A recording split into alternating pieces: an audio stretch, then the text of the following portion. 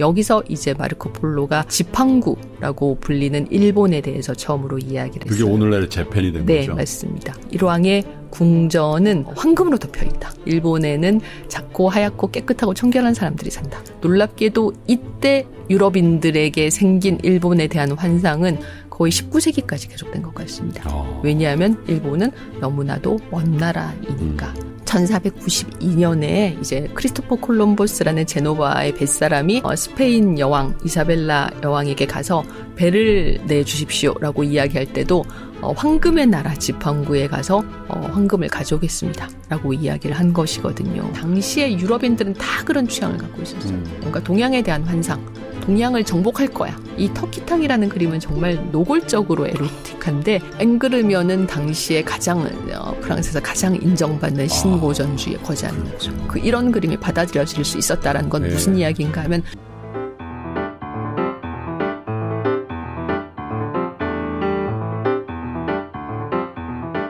삼프로TV 시청자 여러분, 그리고 전국에서 또 지구촌 곳곳에서 저희 삼프로TV의 컨텐츠를 늘 성원해 주시는 우리 투자자 여러분, 목요일 오후입니다. 이 녹화 기준으로. 근데 요즘엔 불금이라는 표현보다 불목이라고들 하는데, 저에게는 기다렸던 정말 고대했던 방송 녹화 시간입니다. 이 정도 말씀드리면 어떤 분이 제 왼쪽에 앉아 있으리라 이렇게 상상을 하실 것 같습니다. 그래서 저도 옷을 아주 오늘은 시원하게 좀 가볍게 입고 경제, 금융, 투자 이런 무거운 짐은 좀 벗어버리려고 합니다. 오늘이 사실 10번째 아트앤드시티 녹화 날인데 어쨌든 시즌 1은 오늘 녹화로 여러분과 인사를 드리게 됩니다. 그런데 아주 특별한 나라로 갑니다. 여러분들 요즘 제주도보다도 너무 많이 가시는 나라, 가깝고도 먼 나라라고 하는 일본의 예술과 일본의 명작 그림들을 한번 탐구해보고 재미있는 얘기를 섞어보도록 하겠습니다. 세종사이버대학의 전홍근 교수님 모시죠. 어서 오세요. 네, 안녕하세요. 오랜만에 뵙겠습니다. 네, 오랜만입니다. 예. 어디 멀리 다녀오셨다고요? 네, 저는 네덜란드 벨기에 예술 투어를 다녀왔고, 네덜란드 벨기에 예술 투어를 제가 2019년에 가고, 2020년에 막 준비를 하다가 코로나 때문에 무산되고, 이번에 두 번째로 갔다 왔는데요. 네. 예. 나름의 독특한 문화를 각각 네덜란드, 벨기에가 가지고 있고, 특히 그렇죠. 네덜란드 같은 경우는 열심히 자전거를 타면서 이 출퇴근하는 사람들의 모습도 진짜 인상적이고, 벨기에는 그와 완전히 다르게 막 와인 마시고 맥주 마시면서 즐겁게 노는 사람들. 맥주의 나라죠. 벨기에 스텔라 아투아라고. 그래서 이렇게 우리나라 네덜란드, 벨기에를 다 합쳐도 그 남한보다 더 작은 사이즈인데 그렇죠. 그 안에서의 문화가 정말 다르다라는 생각이 들었고요. 그래서 네덜란드 사람들은 벨기에 사람들에게 저렇게 맨날 놀기만 하고 이런 식의 눈초리를 주고 있고, 또 벨기에 사람들은 네덜란드 사람들에게 참 인생을 재미없게 산다라는 식으로 그러게요. 바라본다는 느낌이 들어서 신기하고 또 재미있었습니다. 그러게요. 정말 작은 나라고 인접해 있는 나라인데도 그렇게 다른 것 같아요. 사람들 얼굴도 조금 다른 것 같다는 느낌도 들던데요. 네, 네덜란드는 전 세계에서 가장 평균 크죠. 키가 큰 남성의 평균 키가 186이라고 하는데 평균이? 네, 어릴 때부터 자전거를 열심히 타서 그런가 이런 느낌도 들고요. 벨기에는 아무튼 프랑스어권이니까 그거보다 사람들이 더 작고 뭔가 옷도 패셔너블하게 입고 근데 네덜란드는 자전거를 눈비를 맞으면서 자전거를 타야 되니까 좋은 옷을 입지 못하는 여행을 갔다 오셨는데 저희가 이렇게 할 걸 그랬나 봐요. 미리 우리 녹화하는 날 이게 벌써 한 달 전에 녹화일이 잡혔으니까 그때 한 달 후에 우리가 일본 편 합니다. 한 달 후에 네덜란드 편 합니다. 한 달 후에 로마 편 합니다. 그러면 이거 보시는 분들 여행 스케줄을 참고하시려고 그러시더라고요. 댓글을 제가 이렇게 가끔 보는데 이걸 보고 갔었어야 되는데 막 이렇게 아쉬워하는 분들이 엄청 많이 늘었어요. 네. 근데 저는 또 네덜란드 벨기에 미술관에서 또 저를 알아보시는 분들을 많이 만나서 3프로에서 재미있게 보고 있다. 이런 말씀을 많이 하셔서 전 놀랐고 열심히 해야 되겠다는 생각도 해봤습니다. 너무 열심히 하지 마세요. 이 정도가 딱 맞으세요. 자, 먼 나라, 가까운 나라, 일본에 대한 환상이라는 제목으로 이제 순서 시작. 어디서부터 시작을 해볼까요? 네, 제가 일본가 오페라 나비부인이라고 이제 제목을 달았는데 예. 이게 왜 이런 제목을 달았나 하면 저의 좀 개인적인 이야기부터 시작을 해야 될 것 예. 같아요. 제가 이렇게 미술에 대해서 지금은 훨씬 더 많이 이야기를 하고 있지만 제가 처음에 좋아했던 예술 분야는 클래식 음악입니다. 예. 그래서 중학교 때부터 클래식 음악을 좋아했고 고등학교 때는 오페라에 상당히 빠져 있었어요. 그래서 지금도 저는 외국에 이렇게 예술 투어를 나가면 일정이 맞으면 그 도시의 오페라 하우스를 가서 공연을 보려고 하는 편인데 그때 이제 베르디 푸치니의 오페라를 굉장히 좋아했었습니다. 그리고 이제 대학 다닐 때 이 나비부인이라는 푸치니의 대표적인 오페라 중에 한 작품을 보게 되는데 그때 상당히 큰 충격을 받았어요. 왜냐하면 이 지금 초연 포스터 보여드리고 있는데 나비부인의 초연이 1904년에 이탈리아 그 밀라노의 라스칼라에서 이루어졌습니다. 그러니까 1904년이면 상당히 옛날이잖아요. 그렇죠. 그런데 뜻밖에도 이 오페라는 제 생각과는 달리 상당히 일본적이었습니다. 그러니까 단순히 일본풍이다라는 것을 떠나서 일본의 어떤 민요의 선율도 나오고 동양인인 우리가 보기에도 상당히 동양의 어떤 정서와 색채를 많이 담고 있는 작품이더라고요. 주인공도 아무튼 일본 여성이고 그래서 제가 이 작품을 보면서 일단은 이 작품이 가지고 있는 상당히 동양적인 색채가 농후하다라는 데 놀랐고 두 번째는 굉장히 그 일반적인 상식적인 의문이 들었습니다. 아니 그러면 왜 우리나라는 그렇게 일본처럼 19세기, 20세기에 서양이 안 알려졌을까? 저도 아주 옛날부터 궁금한 게 저거였어요. 바로 푸치니는 왜 나비부인 일본 여인을 대상으로 저런 훌륭한 오페라를 했을까? 왜 우리의 춘향전은 안 됐을까? 그런 생각을 했었거든요. 예. 춘향전이나 심청전은 왜 서구에 전혀 안 알려졌는데 예. 왜 일본의 여성을 주인공을 한 굉장히 일본풍인 오페라는 전 세계적으로 흥행을 했고 그러니까요. 1904년이면은 상당히 옛날인데 그때 푸치니가 어떻게 일본에 대해서 알았는가가 궁금했거든요. 그러니까요. 예, 그런 것들이 어찌 보면 제가 공부를 하는데 하나의 중요한 단서를 제공해 준 것 같습니다. 그러니까 이런 클래식이나 예술의 세계 혹은 그 후에 미술의 세계에 쭉 전공을 하시고 이렇게 탐구하는데 하나의 단초를 제공한 게 저 마담 버터플라이군요. 네. 과연 이 나비부인이라는 오페라는 어떤 연유로 푸치니에게 그 대본이 흘러갔고 푸치니가 이 대본으로 작곡을 하게 됐고 당시의 유럽 청중들은 왜 이 작품에 열광을 했나가 궁금했어요. 근데 오페라를 보면은 실제로 19세기 그러니까 1800년대 유럽인들이 일본을 그렇게 생경해하지 않더라고요. 그렇죠. 네. 예. 그 완전히 생경한 세계였으면 흥행이 안 됐을 겁니다. 됐을 거예요. 왜냐하면 이 당시에 오페라라는 것이 당시 오페라의 다른 이름이 멜로드라마였거든요. 당시에는 TV나 영화가 없지 않았습니까? 그렇죠. 그러니까 연극과 오페라가 지금 우리가 생각하는 TV 드라마나 영화의 위치를 차지하고 있었다고 해도 과언이 아니에요. 그러니까 훨씬 더 대중적인 예술이었습니다. 네. 그런데 그런 대중적인 예술이 일본을 공개적으로 다뤘다는 것은 일본에 대해서 당시 사람들이 상당히 많은 지식을 가지고 있거나 아니면 일본에 대해서 호기심을 가지고 있었다는 이야기가 되잖아요. 예, 그래서 그걸 또 추적하게 됐는데, 예. 그래서 이제 일본을 그 서양 사람들이 언제 알았나를 공부를 문헌을 찾게 됐는데요.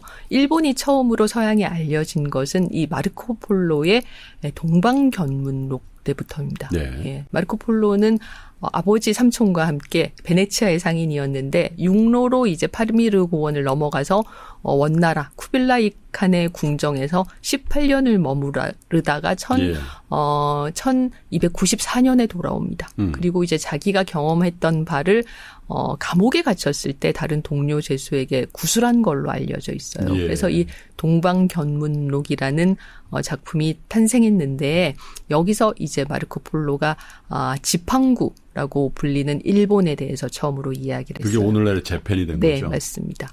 여기서 일본에 대해서 한 이야기 중에 상당히 흥미로운 게 뭔가 하면 일본의 그 일본 일왕의 궁전은 황금으로 덮여 있다. 그 마룻바닥 지붕에 모두 손가락 2마디 두께의 황금이 덮여 있다. 일본에는 작고 하얗고 깨끗하고 청결한 사람들이 산다. 라는 이야기를 했습니다. 그건 진짜 보고 한 걸까요? 다다미를 보고 황금색 다다미. 아무튼 손가락 2마디 두께의 황금이라는 것은 당시 사람들에게 정말 눈이 돌아갈 만큼 그렇죠. 엄청난 이야기였을 거예요. 그 정도의 황금이 있다면 우리가 그 지팡구라는 미지의 나라에 가서 황금을 가져와야 되겠다라고 유럽인들은 생각을 했을 텐데 문제는 뭔가 하면 마르코 폴로 본인이 일본에 갔나? 그것은 당연히 아니고, 예. 그리고 그 이야기를, 마르코 폴로에게 해준 사람들은 원나라 사람들이었을 그렇겠죠. 텐데, 그러니까 몽골 사람들이었을 텐데, 사실 몽골인들도 일본 정벌에는 실패했잖아요. 실패했죠. 그러니까 그 이야기 자체가, 원나라 또는 몽골에서 떠돌던 이야기들. 과장된 이야기. 네. 그 이야기가 마르코 폴로에게 갔고 또 마르코 폴로가 동방견문록으로 옮겼다라는 이야기인데 놀랍게도 이때 유럽인들에게 생긴 일본에 대한 환상은 거의 19세기까지 계속된 것 같습니다. 왜냐하면 일본은 너무나도 먼 나라이니까. 그리고 그 먼 나라 일본에 대한 환상이 계속 퍼져나가면서 이제 유럽인들은, 그 가장 세계 끝에 있는 어떤 황금이 가득 찬 나라에 대한 환상을 갖게 되죠. 그래서, 1492년에 이제 크리스토퍼 콜럼버스라는 제노바의 뱃사람이 스페인 여왕 이사벨라 여왕에게 가서 배를 내주십시오라고 이야기할 때도 황금의 나라 지팡구에 가서 황금을 가져오겠습니다라고 이야기를 한 것이거든요. 그렇지만은 일본에는 가지 못하고 이제 아메리카 대륙에 상륙하게 된 거지 않습니까? 그렇게 서양 유럽인들의 어떤 그 환상과 동경의 끄트머리에 자리하고 있던 나라가 일본이고 그러면 일본에 실제로 서양인들이 언제 발을 디뎠나 하면 이 콜럼버스는 가지 못하고 누가 먼저 발을 디뎠나 하면 포르투갈 상인들이 먼저 가게 됩니다. 포르투갈 상인들이 542년이나 43년경에 일본 규슈의 가고시마에 처음 발을 디디게 돼요. 이것이 일본과 서양과의 최초의 조우입니다. 그게 왜 그렇게 가능해졌나 하면 우리가 알고 있는 대항해 시대가 이제 1400년대 후반부터 펼쳐지거든요. 그러니까 1488년에 바스코 다가마가 희망봉을 돌아서 이제 인도양 쪽으로 나가게 되고 그리고 또 1492년에 그 콜럼버스가 아메리카 대륙에 가서 닿게 되고 그리고 마젤란이 물론 마젤란은 중간에 필리핀에서 죽지만 마젤란의 배가 세계 일주를 한 것이 1519년에서 21년 사이입니다. 다 그때 집중되는군요. 네. 그때부터 이제 항해술이 발달하면서 그리고 그러니까 이렇게 그 천문학이 천문학을 통해서 별자리를 통해서 배의 위치를 가늠하게 되면서 점점 더 먼 바다로 배가 나가게 된 거죠. 그리고 그 즈음에 이제 인도네시아, 홍콩 이런 곳이 서양 상인들에 의해서 이제 무역 기지로 개발되게 되고 마침내 포르투갈 상인들이 배를 타고 일본까지 와 닿은 거예요. 그게 1542년이나 43년입니다. 놀라운 건 뭔가 하면 그러면 포르투갈 상인들이 처음 이제 일본에 와서 처음 서양인과 일본인들이 조우했잖아요. 그때 서로가 서로에 대해서 굉장히 놀랐을 텐데 그로부터 6년 정도가 지난 1549년에 예수의 수사인 프란시스코 자비에르가 일본에 상륙해서 카톨릭 전도를 시작해요. 선교를 시작합니다. 저희가 잘 생각해 보시면 제가 이 미술이나 예술의 역사에서 상당히 중요하게 꼽는 사건 중에 하나가 1517년에 마르틴 루터의 종교개혁의 시작입니다. 이 종교개혁은 생각보다 굉장히 불길이 빠르게 퍼졌고 그래서 카톨릭 세력은 개신교에 의해서 영국도 개신교를 받아들이고 또 네덜란드가 개신교 받아들이고 또 독일어권의 많은 부분이 개신교를 받아들이면서 그 전까지 유럽의 종교가 카톨릭 하나뿐일 때에 비해서 교세가 줄어든 셈이 됐잖아요. 그래서 예수회라는 새로운 그 신앙 공동체가 형성되었고 이 예수회는 우리가 유럽에서 상당 부분 세력을 잃었으니 바깥 세계로 나가서 신대륙으로. 네, 신대륙으로 나가서 그 신대륙의 사람들에게 카톨릭을 전파하자라고 방침을 정하게 된 겁니다. 우리가 알고 있는 서강대학교도 예수회에서 만든 그렇다고 학교거든요. 하더라고요. 예. 그런 식으로 예수회가 신대륙으로 나아가게 됐는데 그 예수회가 1549년에 나가사키에 상륙하게 돼요. 예. 그래서 이 당시에 이 예수회 수사와 신부들은 기모노를 입고 일본어를 배우고 바닥에 무릎을 꿇고 앉아서 젓가락으로 밥을 먹으면서 그러니까 한마디로 현지화를 필사적으로 현지화를 하면서 나가사키에 이 카톨릭을 전도하려고 했습니다. 그리고 예상보다 빨리 나가사키에 카톨릭 세력들이 퍼지게 되고 신자들이 늘어나게 되고 10만 명 단위로 늘어나게 되고 그리고 포르투갈과 함께 스페인, 영국, 네덜란드의 배들이 경쟁적으로 일본까지 오게 됩니다. 그때 일본 사람들은 이 새로운 지금 보여드리는 이 포르투갈 사람들이 막 그 일본에 상륙했을 때 당시에 그림을 이제 비단에다 그린 것인데 그 당시에 이제 일본 사람들은 무엇을 가장 신기하게 생각했나 하면 거의 2년 가까이 항해할 수 있는 배를 건조할 수 있는 그 조선술 그리고 또 정작 이 포르투갈 상인들은 일본인들에게 모직물이라던가 유리라던가 이런 걸 팔려고 했다지만 그런 것보다도 그 배를 건조할 수 있는 조선술과 그들이 가지고 있는 화승총을 굉장히 궁금하게 생각했대요. 네. 이 화승총을 일본 사람들이 자신들이 만들면서 어떤 이름을 붙였나 면 나는 새도 떨어뜨릴 수 있다. 조총이라는 이름을 붙이게 됩니다. 우리가 세조자군요. 네, 그 조총하면 이제 우리가 좀 아는 단어가 나오죠. 왜냐하면 그로부터 한 반세기 후에 도요토미 히데요시가 명나라로 갈 테니 길을 열어달라라는 어이없는 그런 서한을 보내면서 조선을 침략한 것이 바로 임진왜란이지 않습니까? 임진왜란이 1592년에 일어나거든요. 그러니까 1543년에 처음 일본과 서양 세력이 조우하고 그로부터 반세기 후에 임진왜란이 일어났는데 임진왜란이 일어난 주요한 이유 중에 하나는 바로 화승총을 자신들이 새롭게 만든 조총이라는 신무기가 가능했기 때문이죠. 포르투갈인들이 일본에 상륙하지 않았으면 임진왜란은 일어나지 않을 수도 있었다라는 이야기입니다. 거꾸로 우리 저쪽 강화도 통해서 서울로 들어왔으면 어떻게 됐을까? 제주도로 들어올 수 있었을 것 같아요. 네. 예.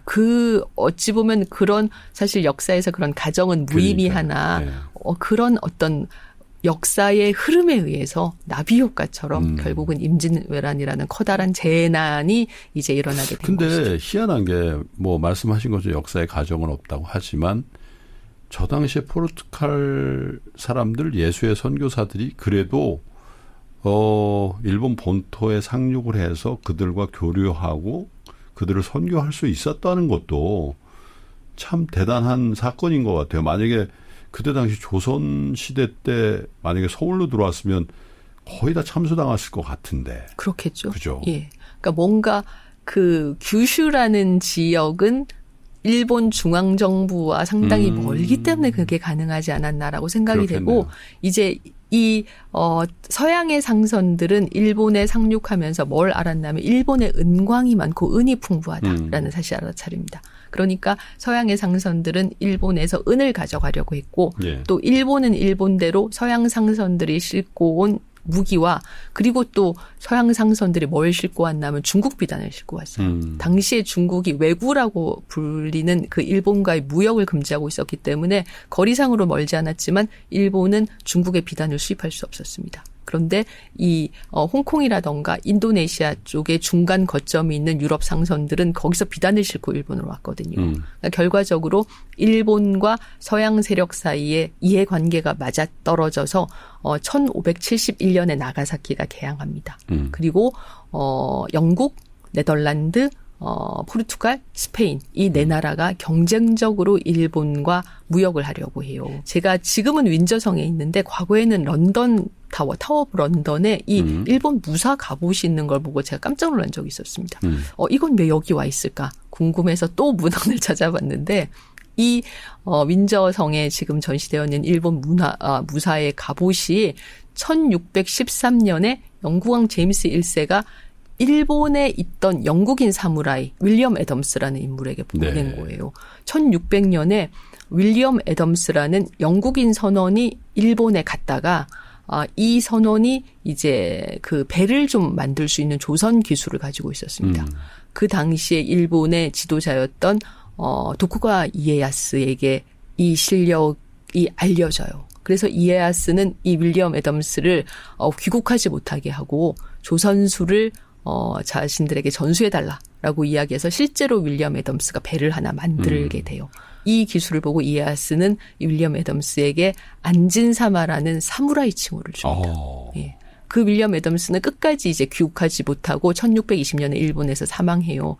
처음에는 이제 영국으로 돌아가려고 했지만 이에야스가 귀국을 못하게 하기도 했고, 그리고 그 영국으로 돌아가 봤자 자기의 어떤 신분이란 이런 것은 영국에서 그냥 한미한 신분인데, 그렇겠죠. 지금 사무라이라는 것은 일본의 지배 계급이 된 그렇죠. 거잖아요. 귀족이라고. 네, 네. 그리고 자기의 어떤 영토도 받고 뭐 저택도 있고 그 현재서 결혼도 했어요. 네. 예. 그래서 그 안진사마라는 칭호를 받아들이고 네. 일본에 주저앉게 됩니다. 그래서 1613년에 이제 영국의 배가 와서 윌리엄 애덤스, 영국인이지만 이제 그 일본 사무라이가 된 윌리엄 애덤스를 만났는데. 근데 뭐 머리도 사무라이처럼 하고 네, 그렇게 했을까요? 네, 네. 일본어도 굉장히 유창하게 하고. 야, 그러면 영국 사람들도 좀 놀랐답니다. 오히려 이 사람이 이제 영국인이 아니라 일본인이 아닌가. 그러니까 영국의 이득이 아니라 일본의 이득을 위해서 일하고 있지 않은가라는 인상을 받았다고 해요. 말하자면 귀화를 한 셈이 되겠죠. 네. 이때 이 일본의 막부가 영국의 제임스 1세에게 친선의 의미로 보낸 두 벌의 사무라이 갑옷이 있었고 그것이 지금 영국에 전해져서 한 벌은 윈저성에 있고 한 벌은 리즈에 있는 군사박물관에 있답니다. 아, 그렇군요. 네. 그런데 아무튼 이 일본 막부는 오래지 않아서 이 서양 문물의 일본 전파를 금지하게 됩니다. 왜냐하면 일단 그들이 퍼뜨리려는 신앙, 카톨릭이라는 신앙이 일본의 전통 신앙과 맞지 않는다라고 생각을 하게 됐고, 일본의 고유한 미풍양속이나 이런 것들을 해칠 것이다라고 판단을 하게 돼요. 그래서 1637년에 일본 막부는 쇄국을 단행합니다. 그러니까 나가사키의 개항을 이제 철회한 것이죠. 그 당시에 뭐 영국, 네덜란드, 포르투갈, 스페인의 모든 선교사와 상인들을 다 나가라고 해요.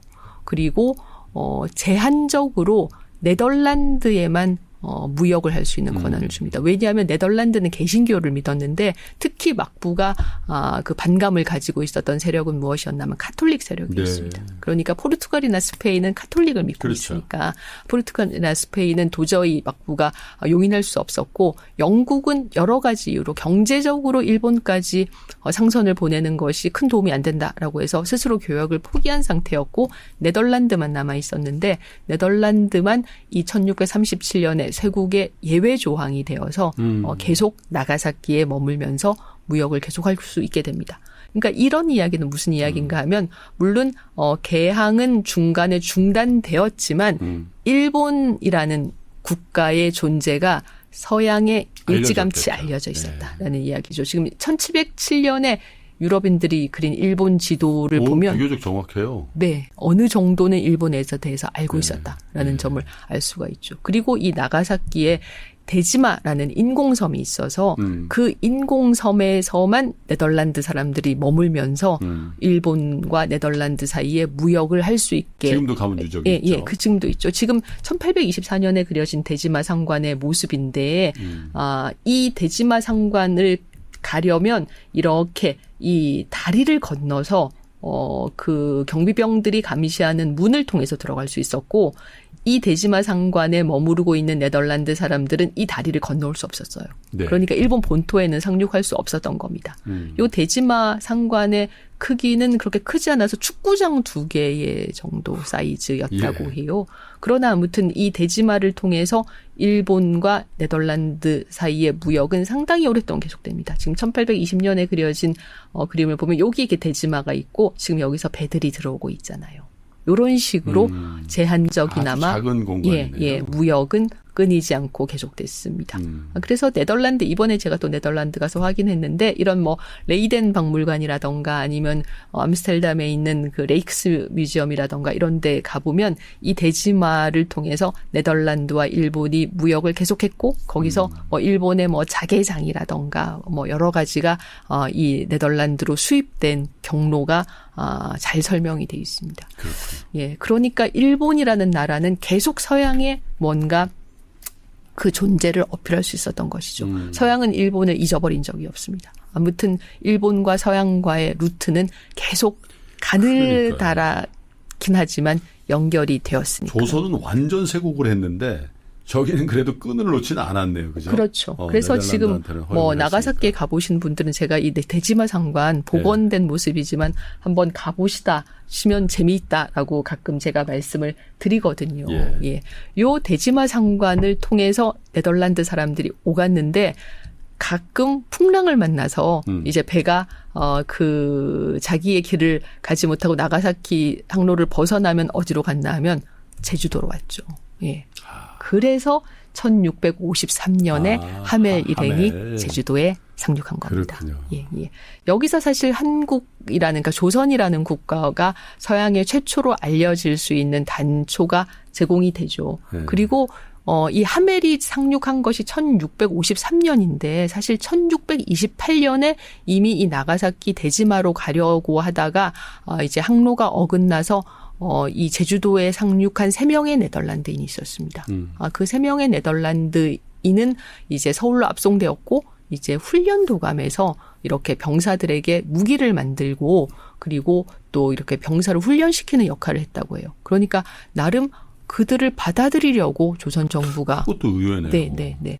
그 세 사람은 1636년에 병자호란이 일어나지 않았습니까? 세 사람이 모두 병자호란에 참전했다가 2명은 전사하고 1명은 남았습니다. 그 1명의 이름이 벨테브레이고 그 1명은 조선에 귀화해서 박연이라는 이름을 얻고 훈련 도감에 뭔가 이렇게 교관으로 있었고 조선 여성과 결혼해서 일남일녀의 아이까지 낳았습니다.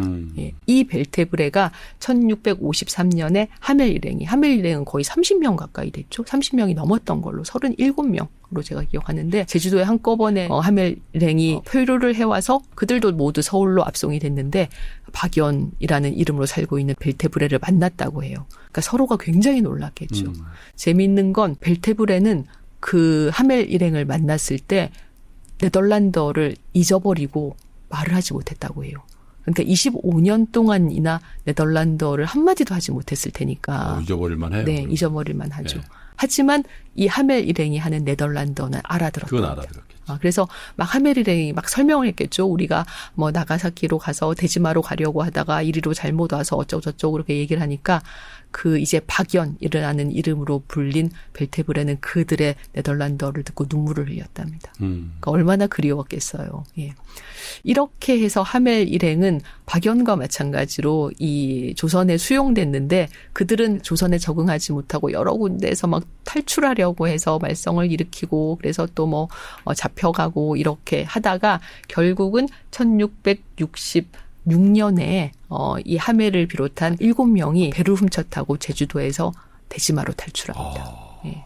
이때 14년 동안 조선에 머물면서 자신들의 경험을 기록한 책이 훗날 하멜이 1668년에 본국인 네덜란드로 돌아가서 쓴 하멜 표류기예요. 야, 근데 14년을 있었어요. 네. 근데 저도 그 하멜 표류기를 읽어봤는데 생각보다 내용이 이제 건조합니다. 재미있지가 않아요. 왜 재미있지 않냐면 하멜 표류기를 하멜이 쓴 이유는 무엇인가 하면 그때 이 하멜을 비롯한 모든 일행은 동인도 회사의 직원이었습니다. 그런데 14년 동안 조선에 억류된 동안은 동인도 회사가 그들의 근무를 인정하지 않아서 월급을 안 준 거예요. 근데 우리는 14년 동안 우리의 뜻과 상관없이 조선에 억류되어 있었으니까 이것을 근무로 쳐달라. 보상해줘야죠. 네, 우리는 월급을 받아야 되겠다. 조선에서 월급 받은 것도 아니니까. 네. 그 이유로 쓴 것이 하멜 표류기입니다. 그러니까 우리는 그동안 놀지 않았다. 노동 증명서군요. 예. 이렇게 일을 했다. 그리고 우리가 이렇게 지금 조선에 대한 정보도 이렇게 주겠다. 그러니까 거기에 대한 대가로 임금을 지급해달라라는 이유로 쓴 것이 하멜 표류기입니다. 그러니까 그 책이 재미가 없었겠죠. 이런 식으로 해서 조선과 일본은 그 당시에 서양에 알려진 바가 다를 수밖에 없습니다. 이런 식으로 해서 벨테브레와 하멜이라는 아주 작은 어떤 연결고리가 생겼지만 그 연결고리는 끊어졌잖아요. 그러나 대지마를 통해서 일본과 서양 사이에는 계속 연결이 되게 됩니다. 일단 서양 사람들은 이 동양에 대한 환상을 좀 가지고 있었습니다. 왜 그런가 하면 지금 부셰라는 그 로코코 화가가 그린 중국식 정원이라는 그림을 보여드리고 있는데 뭔가 판타지에 가득한 세계죠. 아름답고 이국적이고 에로틱하고 우리가 지금 상상하는 어떤 환상적인 우리의 일상에 그러니까 그 서양인들 유럽인들의 일상에 없는 뭔가 환상적인 세계가 동양에는 펼쳐질 거야라고 생각을 한 겁니다. 이 중국식 정원이라는 그림에서 화가는 지금 숲을 모두 파란색으로 칠했거든요. 초록색이 아니라. 그래서 그림이 뭔가 판타지처럼 보이는데 이렇게 파란색으로 칠한 중요한 이유 중에 하나는 뭔가 하면 푸른색 유약을 칠해서 만들어진 중국식 도자기의 인기가 당시 유럽에서 상당히 높았기 때문입니다. 이 중국식 도자기는 유럽으로 1600년대 초반에 이미 많이 수출이 됐어요. 그리고 그 도자기의 가격은 당연하지만 비쌌습니다. 깨지지 않고 운반을 하려면 그 운반에 많은 노력이 그렇죠. 필요했겠죠. 예. 그래서 그 중국 도자기를 살 수 있는 사람들은 왕족이나 대귀족들 뿐이었고, 그래서 잘 생각해 보시면 베르사유라던가 뭐 쇤브룬이라던가 마드리드의 왕궁이라던가 이런 유럽의 어떤 근사한 궁전들을 가보면 예외 없이 뭐가 있냐면 차이나룸 있어요. 차이나룸이 있습니다. 맞아요. 네. 그래서 내가 야 이거 왜 있지? 깜짝 놀랄 때가 있었거든요. 예. 그러니까 그게 부와 권위의 상징입니다. 네. 이렇게 비싼 중국 도자기, 아무나 가질 수 없는 중국 도자기를 우리는 이렇게 가질 수 있다. 이제 왕실이 자랑을 하고 싶었던 것이죠. 그렇게 중국의 도자기가 이 서양에 유행했기 때문에, 그리고 그 중국 도자기의 수준이 상당히 높았기 때문에 서양인들이 생각하는 중국은 아까 제가 부셰의 그림에서 보여드린 것처럼 우아하고 에로틱하고 뭔가 그런 이국적인 신비로운 그런 모든 상상의 집결체였을 거예요. 그 중국 도자기가 명나라에서 청나라로 이제 중국의 어떤 정치 그 주체가 바뀌면서 한동안 중국의 도자기, 유럽 도자기 수출이 좀 어려워졌던 때가 있습니다. 그런데 유럽인들은 계속 중국 도자기를 너무나도 간절하게 원했기 때문에 네덜란드의 델프트에서 그 중국 도자기와 거의 비슷하게 델프트 웨어 또는 델프트 블루라고 불리는 자기를 만들게 돼요. 예. 그렇군요. 그 델프트 블루가 지금도 그 굉장히 비싸게 팔리고 있는데 1700년대 초반에 제작된 델프트 웨어를 보면 네덜란드군요. 네, 메이드 인 네덜란드지만 지금 왼쪽 오른쪽 다 보시면 굉장히 중국적이죠. 그러네요. 예, 청아백자 같아요. 예. 중국에서 만든 게 아니야? 라고 좀 생각이 되실 것 같아요. 예, 이건 네덜란드에서 만든 겁니다. 근데 왜 이렇게 중국 물건처럼 만들었나 하면 중국 도자기가 그만큼 비싸기 때문입니다. 예. 당시로는 짝퉁 중국 도자기일 수도 있겠네요. 그렇죠. 예. 그래서 이 델프트 웨어는 지금도 네덜란드 델프트에서 계속 수작업으로 생산이 되고 있습니다. 그리고 이제 그 당시에 이제 독일 작센에서 마이센 자기도 만들고 그런 마이센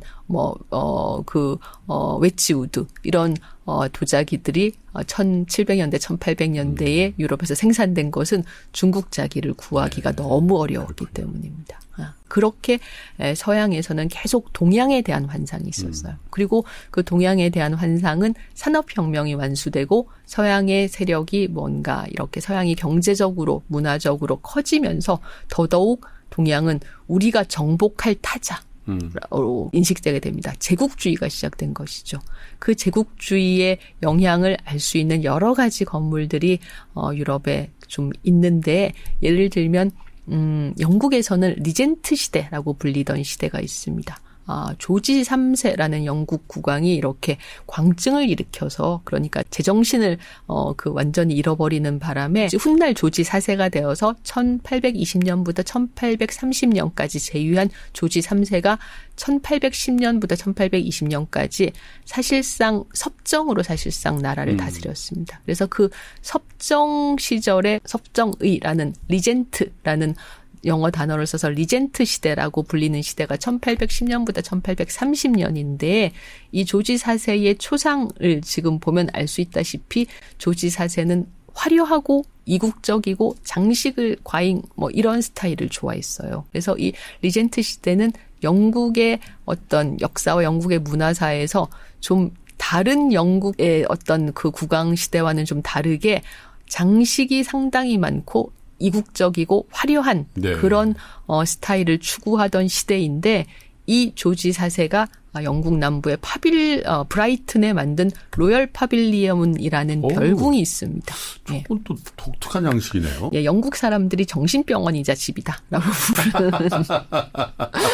지금 봐도 아니 이게 무슨 기괴한? 라는 느낌이거든요. 내부는 어떻게 생겼냐면 이 건물을 만든 건축가가 존 내쉬라는 건축가인데 내부는 이렇게 생겼어요. 네.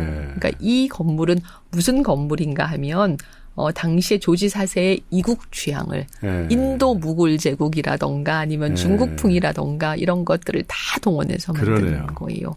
실제와 그러니까 뭐 고증 이런 건 하나도 중요하지 않습니다. 네, 상상력. 네, 그러니까 그들의 머릿속에 있는 동양은 이렇게 생겼어. 이런 동양에 대한 상상력을 발휘해서 만들어진 건물이죠. 근데 예외 없이 십자가가 있군요. 네, 그렇네요. 예, 나중에 이 건물을 빅토리아 여왕이 팔았습니다. 왜냐하면 빅토리아 여왕의 성정에는 이 건물이 너무 맞지 않았던 거예요. 너무 악취미다라고 생각을 했고 빅토리아 여왕은 이 건물을 브라이튼시에 팔고 지금도 그 영국 왕실이 소유하고 있는 스코틀랜드의 벨모럴 그렇죠. 성을 사게 됩니다. 지금도 그 벨모럴 성을 그렇죠. 예, 과거에 엘리자베스 2세가 굉장히 좋아해서 해마다 영국 왕실이 여름 휴가를 가는 곳인데 예, 이 아무튼 로열 파빌리온은 브라이튼이 런던에서 기차로 1시간 정도 거리입니다. 남쪽이죠. 예. 그리고 이제 영국에선 드물게 좀 괜찮은 바다가 있는 곳이라서 런던을 가시는 분들은 시간 여유가 있으면 저는 한번 가보시라고 권하고 싶은데 좀 영국의 역사와 영국의 문화를 봤을 때 유난히 돌출적이었던 그 리젠트 시대의 어떤 취향을 알 수가 있습니다. 그것은 사실 영국인들에게만 그랬던 것이 아니라 당시에 유럽인들은 다 그런 취향을 갖고 있었어요. 뭔가 동양에 대한 환상, 동양을 정복할 거야. 네. 동양을 내 것으로 하고 싶은 좀 더 구체적으로 좀 더 노골적으로 말하면 동양 여자를 정복하고 싶은 서양 남자의 에로틱한 욕망 이런 것들이 모두 뒤섞이게 되고 그 뒤섞인 욕망이 항상 제가 말씀드린 것처럼 이 그림은 시대 정신의 어떤 한 조각이다 보니 그림에도 보이게 됩니다. 이 앵그르가 그린 그랑 오달리스크라는 그림은 사실 이 벨라스케스가 그린 거울을 보는 비너스를 이렇게 뒤집은 거예요.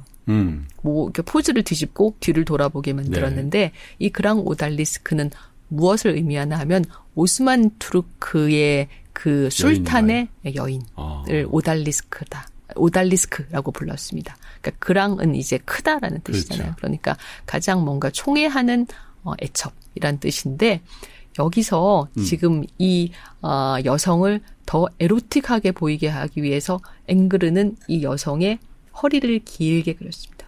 실제로 좀 너무 긴 것 같아요. 여성의 몸의 인체가 이렇게까지 허리가 길지 않거든요. 팔도 더 실제보다 길게 그렸습니다. 예, 그러니까 쭉 느린 것이죠. 왜 이렇게 느렸나 하면 이렇게 느리면 더 에로틱해 보이기 때문입니다. 그리고 머리에 터번을 얹고 있는데 이 터번은 사실 이 이슬람 문화에서 여성이 쓰지 않고 남성이 쓰는 것이고 머리에 두르는 두건이지 모자가 아니거든요. 근데 지금 이렇게 모자처럼 머리에 얹고 있고 지금 뭐 타조털로 만든 부채를 들고 있다던가 물담배를 이렇게 배치했다던가 이런 식으로 해서 무언가 이국적인 장치를 그러면서도 잔뜩 약간 퇴폐적인? 네, 넣었습니다. 그런 그림을 당시에 유럽 남성들이 원했기 때문이죠.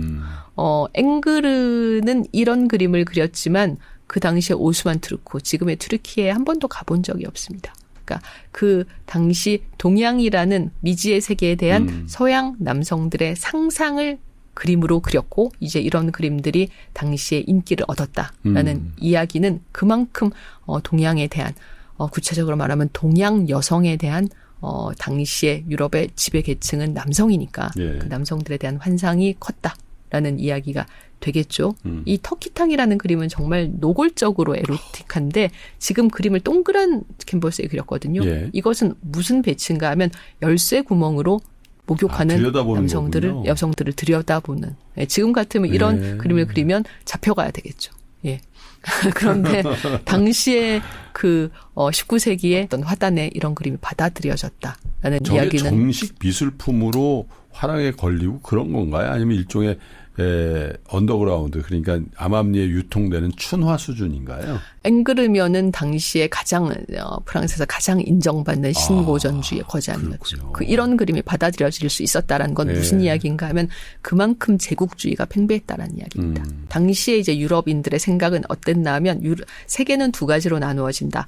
유럽과 식민지다라고 생각을 하고 있었어요. 그러니까 제3세계 아시아, 아프리카는 문화적, 경제적으로 열등한 열등하다. 우리 유럽이 지배할 그 이유가 충분하다. 우리는 아시아와 아프리카를 정복할 자격이 있다라고 생각을 하고 있었고 네. 그림에 이런 그 경향이 그대로 드러난 것이죠. 사실 이런 것은 어찌 보면 산업혁명이 완수되면서 산업혁명에서 많은 공산품들이 생산되지 않았습니까?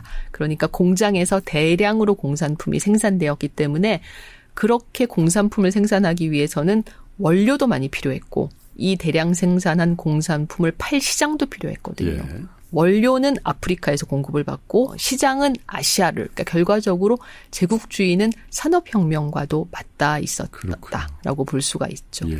그래서 서양은 이제 동양에 대해서 우리가 정복해야 될 타자다라고 생각하게 됩니다. 예술사조로는 낭만주의가 유행했던 때인데 낭만주의는 이제 먼 과거, 예를 들면 중세의 기사, 영주 부인에 대한 또는 공주에 대한 기사에 이루어질 수 없는 사랑, 이런 것들을 많이 소재로 삼았고 아니면은 먼 이국을 가려고 했습니다. 먼 과거는 우리가 도저히 갈 수 없지만 이국은 가볼 수 있잖아요. 그래서 그렇게 멀리 머나먼 이국에 가서 그 이국의 장면을 그림으로 그리거나 아니면은 문학으로 쓰는 것이 낭만주의 예술가들의 다 염원이었어요. 그래서 다들 그들이 가고 싶어 했던 곳은 사실상 현실적으로 갈 수 있는, 유럽에서 갈 수 있는 이국은 북아프리카, 알제리, 모로코, 이집트 이런 데를 가보고 싶어 했습니다.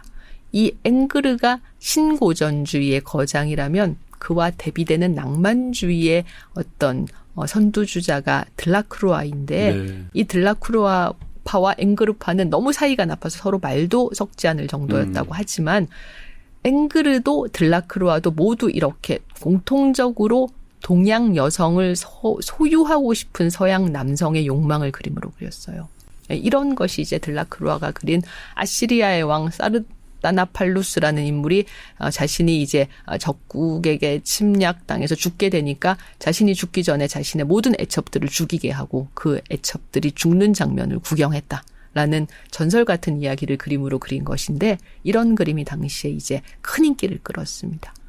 들라크루아는 이제 이런 그림을 그려서 돈을 벌어서 드디어 북아프리카를 가보게 됐어요. 그래서 북아프리카에 가서 이 알제리의 여인들이란 이런 그림을 그렸는데 그러니까 이 두 그림이 모두 그들이 생각하는 이국 동양을 다루고 있지만 이 그림은 환상 속의 장면이고 이 알제리의 여인들은 실제 그 알제리 여성들의 모습을 담은 그림인데 어떤 작품이 더 인기가 있었을까요? 저로서는 미술사 쪽으로는 첫 번째 그림이 더 의미가 있어 보이는데 인기는 두 번째가 더 있었을 것 같아요. 첫 번째 그림이 더 인기가 있었습니다. 그래요? 왜냐하면 이 두 번째 그림 알제리의 여인들은 알제리 사람들 그러니까 머나먼 이국 사람들도 우리랑 똑같이 사는 것처럼 보이잖아요. 비슷하니까? 예, 그런 식의 똑같이 사는 모습으로 환상이 깨지는 것을 서양인들은 원하지 않았습니다. 그들이 원하는 동양은 계속 신비롭고 에로틱하고 뭔가 한 남자가 그래. 많은 여자를 하기야 알제리의 여인들의 저 얼굴의 여인들은 글쎄요. 프랑스 사람이나 이탈리 사람이나 거의 비슷한 그죠? 그렇죠. 그냥 사람 사는 건 똑같다. 그런 거는 없는 예, 거. 사람 사는 건 똑같다라는 느낌인데 예. 이런 그림은 막 어떤 마음속에 에로틱한 상상력을 마구마구 자극하지 않습니까? 예. 이런 자극적이네요. 이런 것이 19세기 초반부터 중반까지 서양인들이 동양에 대해서 가지고 있던 사고였습니다. 한마디로 왜곡된 사고죠. 예. 우리가 아닌 타자로 이제 동양을 보았던 겁니다. 자, 그런 와중에 이제 일본이 개항을 합니다. 일본은 이제 미국에 의해서 반강제적으로 개항이 되죠. 미국의 매튜 페리라는 제독이 1853년에 4척의 배를 몰고 와서 일본에 개항을 요구했다가 거절당하고 돌아가는데 그 다음 다음에는 9척의 배를 네. 몰고 와서 강제로 개항을 하게 돼서 흑선이라고 그랬잖아요. 네, 그래서 지금 보여드리는 이 그림에서 이 배가 이제 흑선인데 그래서 한동안 일본 사람들은 흑선이 온다라고 하면 무서운 존재가 온다라고 받아들이게 되죠. 이렇게 해서 일본이 1854년에 개항을 하게 되는데 이것도 제가 사실 어릴 시절에 궁금해했던 점 중에 하나예요. 왜 제가 궁금했던 점은 무엇인가 하면 한국은 조선은 1876년에 강화도 조약으로 개항을 합니다. 그러면 1854년 일본 개항으로부터 22년 차이가 나거든요. 예. 그 22년 차이가 그렇게 엄청났을까라는 것이 저의 궁금증이었습니다. 그 후에 일본은 청일전쟁 이기고 러일전쟁 이기고 그 결국은 어떤 조선에 대한 그런 조선 강제합병이라는 그런 어떤 그러니까 뭐 개항을 해서 서양 문물을 받아들여서 그런 국력을 키우고 외국과 그런 정벌 정책을 하고 식민지를 만들고 할 정도의 기간은 아니잖아요. 20여 년이. 그렇죠. 예, 20년 정도의 시간이 그렇게 엄청난 차이를 만든 이유가 뭘까? 저는 개인적으로 그게 궁금했는데 조선 같은 경우는 개항을 한 후에도 우리가 서양 세력을 받아들일 것인가 말 것인가에 대한 설왕설래가 상당히 오랫동안 지속됐고 그럴 수밖에 없었어요. 왜냐하면 서양은 당시 조선에게 완전히 미지의 세계였으니까. 일본은 달랐습니다. 일본은 아까 제가 길게 설명드린 대지마만 해도 상당히 오랫동안 서양과 교류를 계속해왔고 그 후에도 제한적이나마 교류는 끊어진 적이 없었거든요. 그러니까 일본은 서양에 대해서 알고 있었기 때문에 개항은 반강제적으로 했지만 그 후에는 거의 일사불란하게 서양의 문물을 받아들이자라는 쪽으로 나간 겁니다. 그리고 1868년에 메이지 유신도 있었고 그렇게 해서 이제 막부가 더 이상 어떤 정치력을 상실하고 일본 왕이 이제 실제로 정치를 하게 되죠. 그리고 1863년에 런던 유니버시티 칼리지에 5명의 일본 유학생이 유학을 떠나게 됩니다. 이 5명 중에 이 인물이 바로 이토 히로부미예요. 여기 맨 오른쪽 끝 위에 있는 사람. 예. 이게 좀 사료마다 조금 다르게 나와 있는데 제가 그래서 이 여러 사료를 찾아봤는데 게티 이미지에서 이 오른쪽 뒤에 있는 인물이다라고 이야기를 한 걸 보면 이 오른쪽 끝에 있는 이 인물인 것 같아요. 예. 이렇게 해서 일본은 적극적으로 서양 문물을 받아들이게 되고 지금 예를 들면 이런 그림을 보면 일본 남녀가 악기를 연주하고 뭐 바이올린, 첼로, 피아노, 플룻 같은 악기를 연주하고 노래를 부르고 있는데 그들의 의상은 모두 서양 의상을 입고 있습니다. 이런 식으로 서양의 문물을 적극적으로 받아들이게 되고 또 그것과 정비례해서 서양에도 일본 문물이 빠르게 소개되게 됩니다. 지금 티소라는 제임스 티소라는 화가가 그린 이 일본 병풍을 바라보이는 여인들의 모습을 지금 보고 계신데 매우 관심 있게 보는군요. 네, 지금 그 2명의 여성 한 명은 바닥에 이제 손을 짚고 떨어져라. 지금 일본 병풍을 보고 있죠. 예.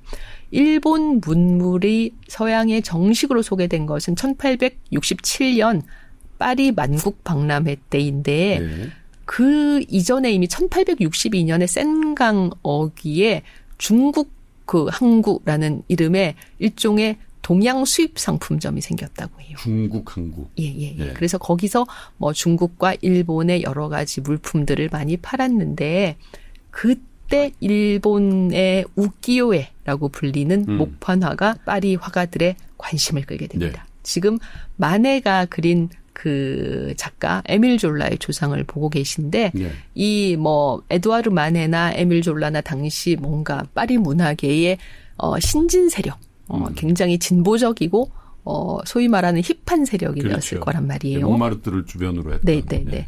그래서 이 마네는 이 초상을 통해서 에밀 졸라라는 인물을 보여주는데 그치지 않고 우리가 이렇게 최신 문물을 받아들이고 최신 경향의 트렌드를 앞서가는 인물들이다라는 점을 보여주려고 했어요. 그 증거가 지금 왼편에 뭐가 있냐면 일본 병풍이 있습니다.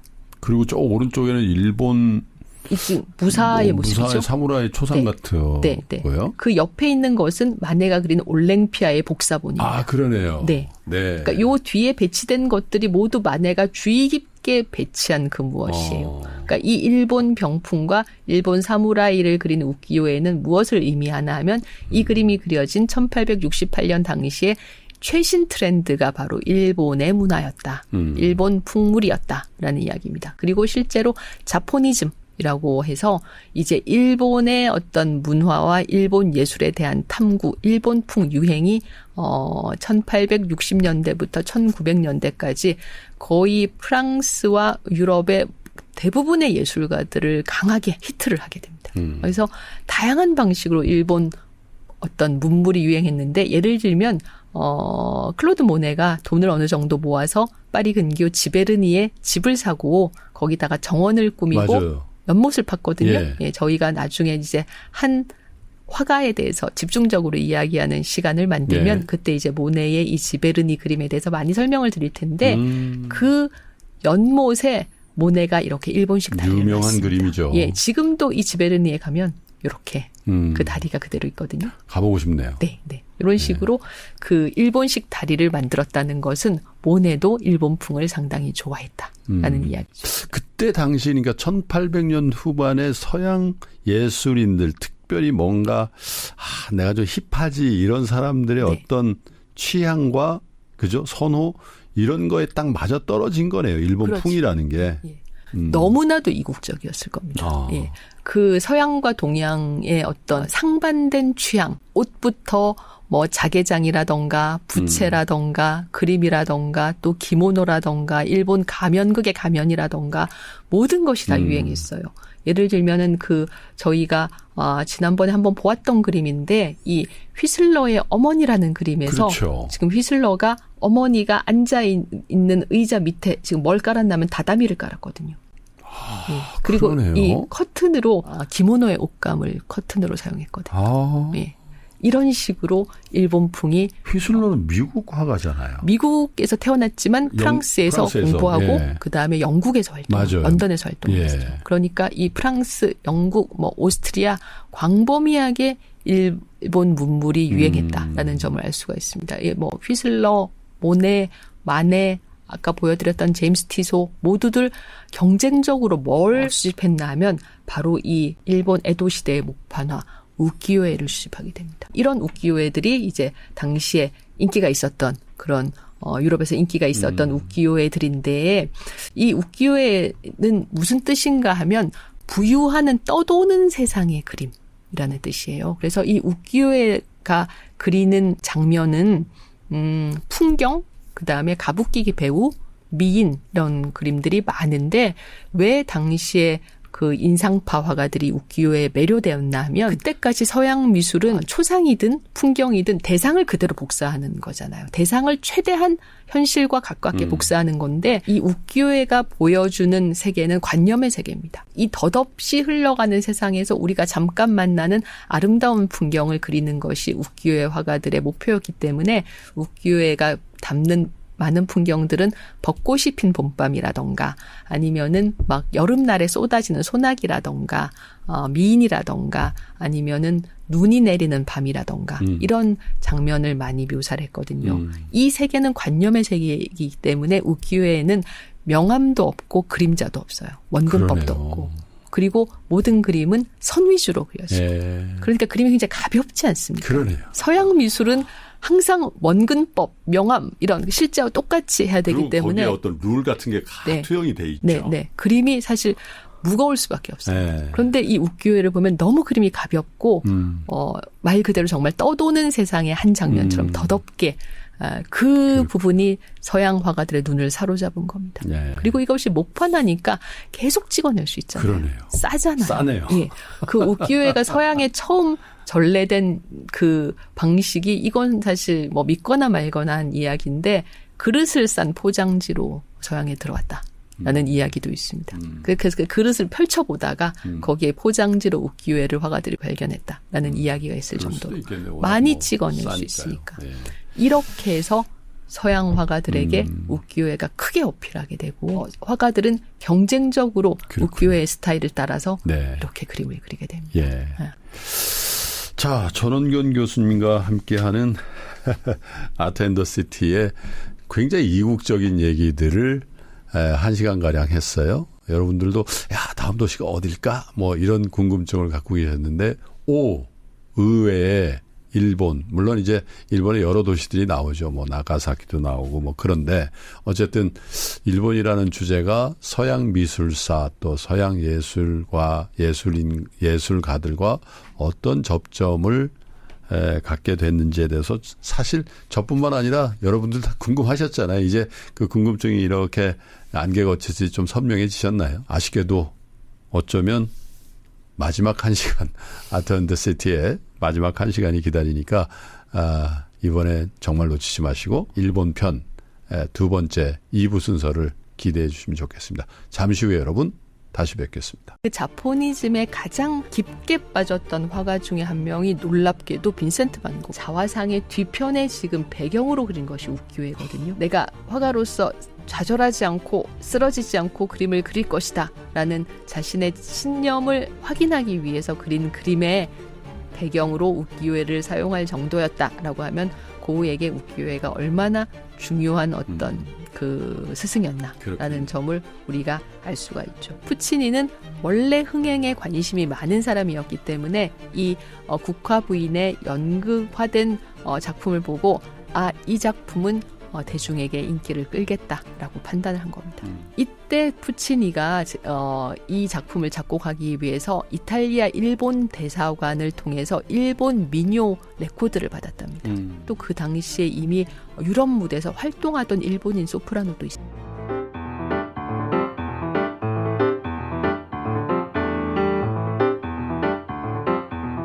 전원경 교수님과 함께 하고 있는 아트 앤 더 시티의 일단 시즌1의 대단원의 막을 내리는 마지막 도시 나라 일본 편의 2부가 이제 시작됩니다. 벌써부터 제가 좀 아쉽고요. 그냥 끝날 때 또 제가 싹 얘기를 해서 한 2개만 더 해볼까요? 이럴 수도. 근데 이번엔 진짜 안 될 거예요. 다음 스케줄도 있고 해서요. 아까 일본과 유럽이죠. 유럽 사람들이 어떻게 접점을 가졌나. 일본의 개항과 우키요에의 등장. 그래서 일본의 정말 1800년대 후반에 지식인들 사이에서 예술가들 사이에서 선풍적인 인기를 끌었던 일본풍이라는 것까지 얘기를 했는데 얘기를 들으면 들을수록 우리 조선 한국에도 그런 찬스가 있었더라면 한국에도 참 걸작들이 많고 민화도 많고 그렇죠? 그랬을 법했는데 라는 아쉬움을 옛날부터 그런 생각을 했었는데 그 궁금증도 풀렸고 아쉬움도 접게 된 것 같습니다. 2부 이제 시작해 보겠습니다. 네, 이 일본 우키요에 중에서 특히 서양인들이 좋아했던 서양 화가들이 좋아했던 작품이 있는데요. 바로 이 작품입니다. 유명한 많이 본 것 같아요. 가나가와의 큰 파도라는 작품인데 고흐가 동생인 테오에게 이 그림에 대해서 설명하면서 파도가 마치 큰 발톱처럼 나를 핥기한다라고 설명한 진짜로 이렇게 발톱처럼 생겼네요. 정말로 이렇게 그 파도를 스톱 모션으로 이렇게 찍어보면 이런 그 형상이 나타난다고 해요. 근데 사실 우리가 육안으로는 이 형상을 보기가 상당히 어려운데 이런 부분을 딱 그림으로 포착해낸 그 관찰력도 놀랍고 그리고 멀리 뒤에 후지산이 보이거든요. 근데 이 큰 파도에 비해서 후지산은 굉장히 작게 그려지지 않았습니까? 이것이 이제 우키요에의 경향을 다시 한번 말해 주는 것이죠. 우리의 관념을 그림으로 그렸다. 그러니까 만약 서양화의 시각으로 그렸다면 이 파도보다 후지산이 커져야 될 것 같은데 파도는 상대적으로 작게 그려야 될 것 같고요. 그 파도가 더 이 화가의 관념에서 중요했다라는 것을 알 수가 있죠. 그러니까 그때까지 서양 화가들이 알게 모르게 자기가 무의식적으로 느끼고 있었던 모든 룰을 이 우키요에는 가볍게 넘어섰기 때문에 그런 부분에서 더 화가들이 매료됐던 것 같습니다. 그래서 화가들은 지금 경쟁적으로 우키요를 모으게 되는데 예를 들면 휘슬러가 그린 이 자주 금빛의 카프리스라는 그림에서 기모노를 입은 상상 속에 그러니까 그 화가가 생각한 기모노를 입은 일본 여성은 이럴 거야. 저렇진 않은데. 그렇죠. 모양의 어떤 여성이 지금 들여다보고 있는 것은 우키요에입니다. 아마 여기 이 그림에 등장하는 우키요에가 실제로 이 휘슬러가 수집한 우키요에 드릴 것 같아요. 왠지 그렇게 느껴서 그런가요? 약간 선정성이 좀 있어 보인다라는 그런 느낌도 드네요. 저 그림을 보면서. 당시에 이제 그 자포니즘에 매료된 서양 화가들의 궁극적인 목표는 아마 그 기모노라는 옷은 이제 수입할 수 있으니까 그 옷을 입은 일본 여성을 모델로 해서 그림을 그리는 것이었을 겁니다. 예. 그러나 그건 불가능했겠죠. 왜냐하면 예를 들면 뭐 인도라던가 아니면 북아프리카는 드물게 갔다 온 사람들이 있었을 예. 겁니다. 그러나 일본은 주위에 정말 가는 사람이 예. 없었을 거예요. 너무 멀었기 때문에. 그래서 당연히 일본 사람의 모습도 볼 수 없었고 그 기모노를 입은 일본 여성은 어떤 모습이었을까라는 궁금증으로 화가들은 거듭거듭 이렇게 기모노를 입은 일본 여성을 그리게 됩니다. 대부분 서양의 얼굴이 네. 저기 그러나 있군요. 계속 뭔가 어긋나죠. 예를 들면 모네는 아예 자신의 아내인 까미유에게 기모노를 입혀서 그림을 그려보기도 했어요. 나름 굉장히 자신들의 능력으로는 최대치를 발휘해서 기모노를 입은 일본 여성의 모습을 네. 묘사하려고 했으나 아마 화가들도 그림을 그리면서 느꼈을 거예요. 아무리 해도 잘 안 되는구나. 아무리 해도 뭔가 안 되는구나 라는 느낌을 받았을 겁니다. 왜냐하면 실제로 일본 여인을 본 적이 그러니까요. 없으니까. 예를 들면 이런 그림은 완전히 그랑 오달리스크의 일본판인 거죠. 예.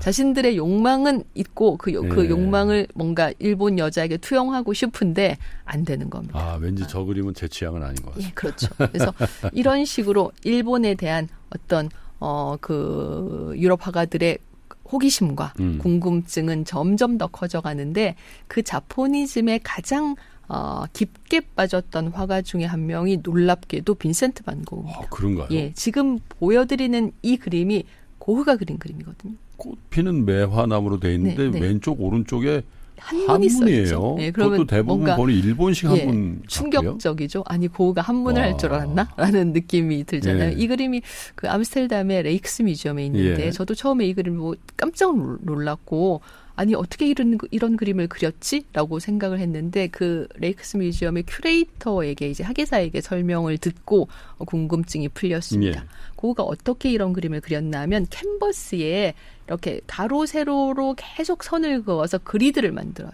그러니까 우리식으로 말하면 캔버스를 모는 종이로 만든 겁니다. 그러면 무수히 작은 사각형이 캔버스에 생기겠죠. 그 사각형을 하나하나씩 채우는 방식으로 옆에 우키요에를 펴놓고 그대로 따라 그린 겁니다. 네. 그러니까 이 한문도 고흐가 소장하고 있던 우키요에를 그대로 따라서 하나씩 사각형을 채우면서 예. 그린 거겠죠. 이렇게까지 하려고 했던 이유는 무엇일까? 예를 들면은 히로시게라는 일본 화가가 그린 이 오바시 다리 위에 소나기라는 그림을 고흐가 보고 자기 스타일대로 그린 그림이 이런 그림입니다. 거의 똑같죠. 네. 모작이네요. 네네. 예. 이렇게 한 이유는 무엇인가 하면 고흐가 이제 고흐도 다른 화가들과 마찬가지로 고흐는 1886년부터 88년까지 이제 파리에 머무르고 있었는데 그때 파리에서 이 우키요의 그림을 보고 그 화풍을 따라하려고 하면서 선을 잘 쓰는 방법 그리고 가벼운 색감을 쓰는 방법을 이 우키요에를 따라하면서 그리려고 했던 거예요. 예를 들면 이 신오바시 다리 위에 소나기라는 그림에서 지금 비가 갑자기 여름에 갑자기 거세게 쏟아져서 이제 도롱이를 쓴 사람들이 다리 위를 뛰어가는 장면을 그리고 있는데 여기서 이 화가의 주관과 관념이 굉장히 강하게 개입됐다라는 증거로 이렇게 강둑이 사선으로 그려져 있습니다. 네. 만약 서양 화면은 사선으로 그리지 못했을 겁니다. 서양 화면은 실제와 똑같이 그려야 되기 때문에 강둑은 당연히 이렇게 수평선 똑바로 그렸겠죠. 그렇지만은 이 화가는 그런 실제 모습의 재현과는 우키요에가 큰 상관이 없었기 때문에 자신의 마음속에 있는 관념을 표현하기 위해서 이런 식으로 그린 겁니다. 그런 점들이 고흐를 비롯한 다른 화가들을 많이 매료시킨 것이고 이렇게 고흐도 따라했군요. 네, 따라 그린 것이죠. 예.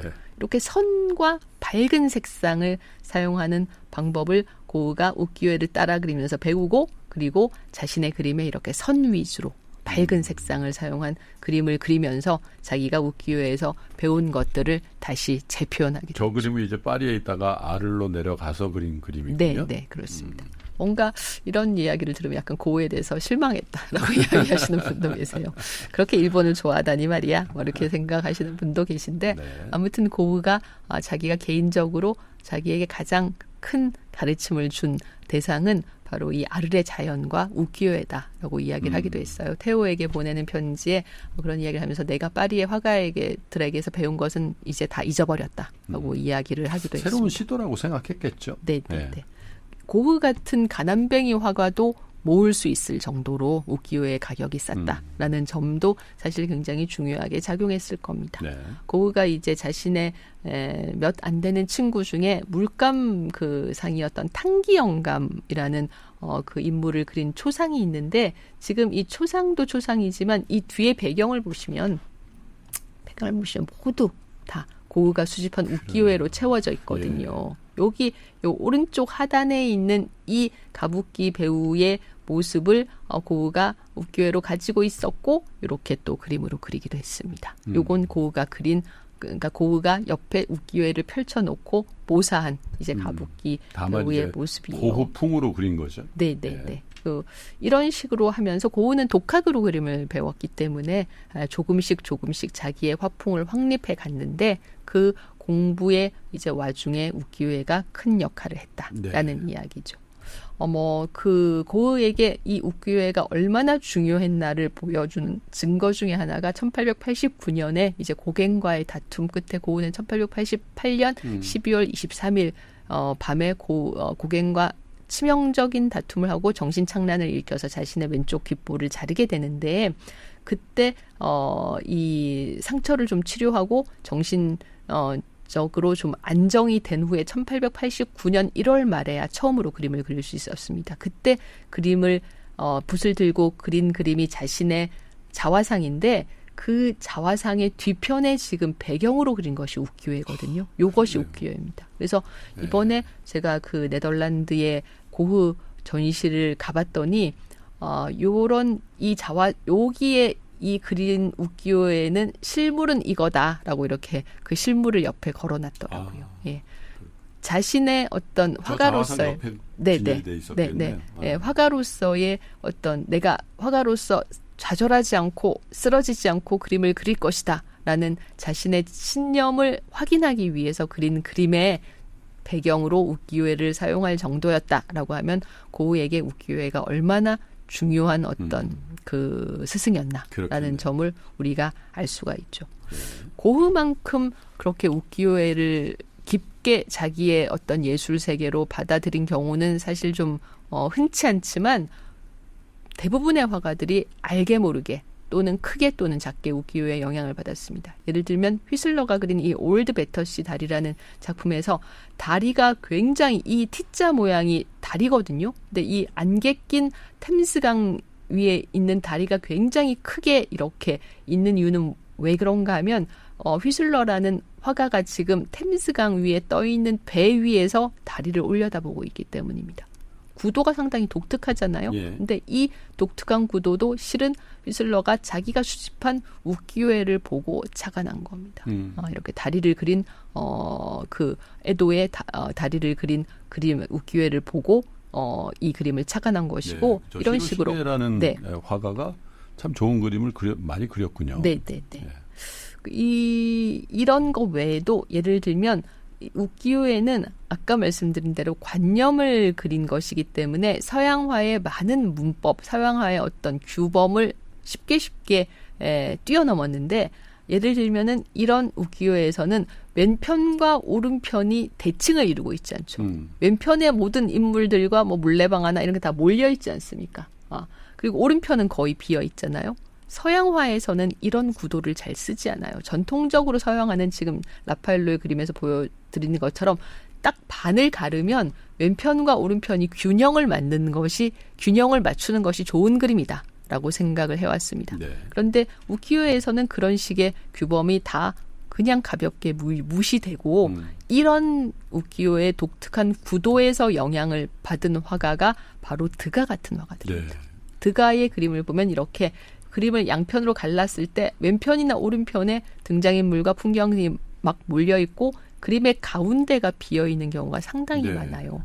이 그림은 조금 낯설어 보일 수 있지만 이런 발레리나를 그린 그림, 드가의 발레리나를 그린 그림에서는 그런 면이 더욱더 확실하게 보입니다. 지금 뭐 좌우의 대칭 구도 뭐 이런 건 별로 무시되고 있군요. 네. 제가 좋아하는 그림 중에 하나인데 지금 그림을 반을 가르면 왼편의 대부분에 지금 발레 리허설을 하는 무용수들이 있고 반주를 하는 바이올리니스트가 있고 오른편은 그냥 텅 비어 있지 여백이네요. 않습니까? 예, 여백이잖아요. 근데 이런 식으로 그림을 그리면 어떤 느낌이 드나 하면 스냅사진 같은 느낌이 듭니다. 그러네요. 실제로 리허설장에 들어가서 잠깐 사진 한 장만 찍을게요. 탁 이렇게 찍은 느낌이 든다. 줄 서세요 그런 거 없이. 네. 그래서 이렇게 이렇게 역동적이면서 진짜로 그 현장, 사람들이 움직이고 있는 현장을 순간적으로 포착한 듯한 느낌이 들거든요. 사진을 보는 것 같아요. 네.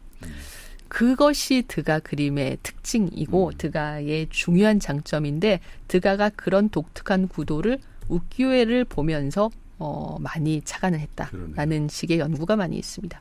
또는 이 아사쿠사의 절풍경이라는 우키요에는 어떻게 그린 건가 하면 자월 안에 그러니까 이 방 안에 앉아서 이렇게 창문을 열고 눈 내리는 바깥을 바라보고 있는 구도거든요. 근데 이런 구도도 화가들이 이렇게 지금 드가의 이 오케스트라 연주자나 발로통의 안개에 쌓인 옹플레르나 모두 예를 들면 이 발로통의 그림은 언덕에서 숲 너머로 보이는 옹플레르 항을 그린 것인데 이런 구도도 그렇고 그다음에 드가가 그린 이 오케스트라 연주자는 화가가 지금 1층에 앉아 있습니다. 극장의 1층에 앉아서 오케스트라 연주자들의 머리 너머로 발레 공연이 막 끝났을 때 인사하는 프리마 발레리나를 보면서 그린 그림인데 이런 그림들이 보여주는 독특한 구도는 전에는 없었죠. 네, 모두 우키요에의 등장, 우키요에의 유행과 함께 이 서양 화가들, 유럽 화가들에게 퍼진 그런 일종의 새로운 시도들입니다. 굉장히 저도 저런 그 드가의 그림 이렇게 보면서 구도가 굉장히 세련됐다. 지금까지 보던 그림하고는 완전히 다른 어떤 그런 구도를 보니까 뭐 전문적인 그 평가를 하긴 쉽지 않겠습니다만은 훨씬 더 모던해 보인다라는 생각이 드네요. 네, 잘못 찍은 사진 같은 느낌이 들잖아요. 그러면서도 뭔가 의도가 있었겠지라는 그 여백의 생각의 여백이 또 있어지는 그런 구도네요. 그때 평가들은 어땠을까요? 화단의 평가들? 반반이었을 겁니다. 왜냐하면 예를 들어서 드가가 이런 그림을 그릴 때 인상파라는 새로운 신진 세력에 대해서는 호보다 불호가 더 많았기 때문에 그런 어떤 시도든 그렇게 좋은 눈으로 보지 않았을 거예요. 다만 이제 이런 그림들은 동료 화가들에게 상당히 큰 반향을 불러일으켰겠죠. 드가가 이런 스타일의 그림을 그렸는데 뭔가 지금까지 그린 그림과 확실히 다르면서 어떤 생각할 거리를 준다.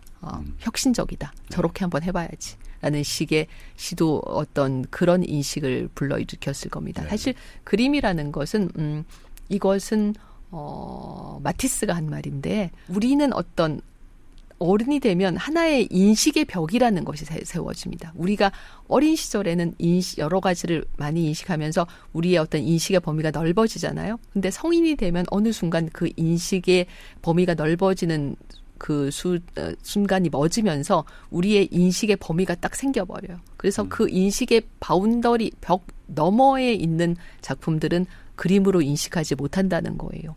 그렇지만은 혁신을 만드는 새로운 세계로 전진하는 예술가는 기존 평론가나 기존 대중들이 하고 있는 인식의 벽을 넘어가는 그림을 그려야 되지 않겠어요. 그렇게 함으로써 새로운 어떤 사조로 전진할 수 있지 않습니까?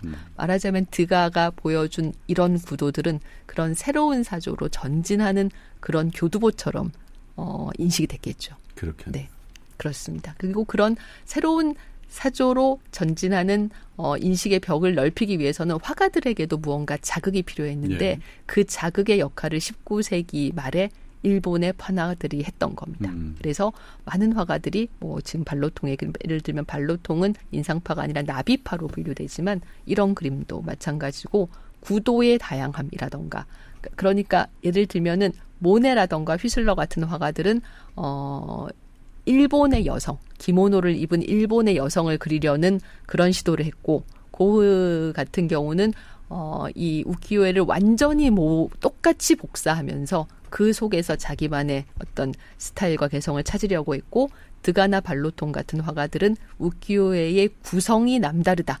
지금까지 서양화의 구성과는 다르다라는 점을 발견하고 그 구성을 자기의 그림에 도입한 겁니다. 네. 그런가 하면 이제 툴루즈-로트렉 같은 경우는 툴루즈-로트렉은 여러 가지 카바레, 특히 물랭루즈의 포스터를 그림으로써 그 물랭루즈의 포스터를 통해서 감각적이고 그리고 과감하게 생략, 네.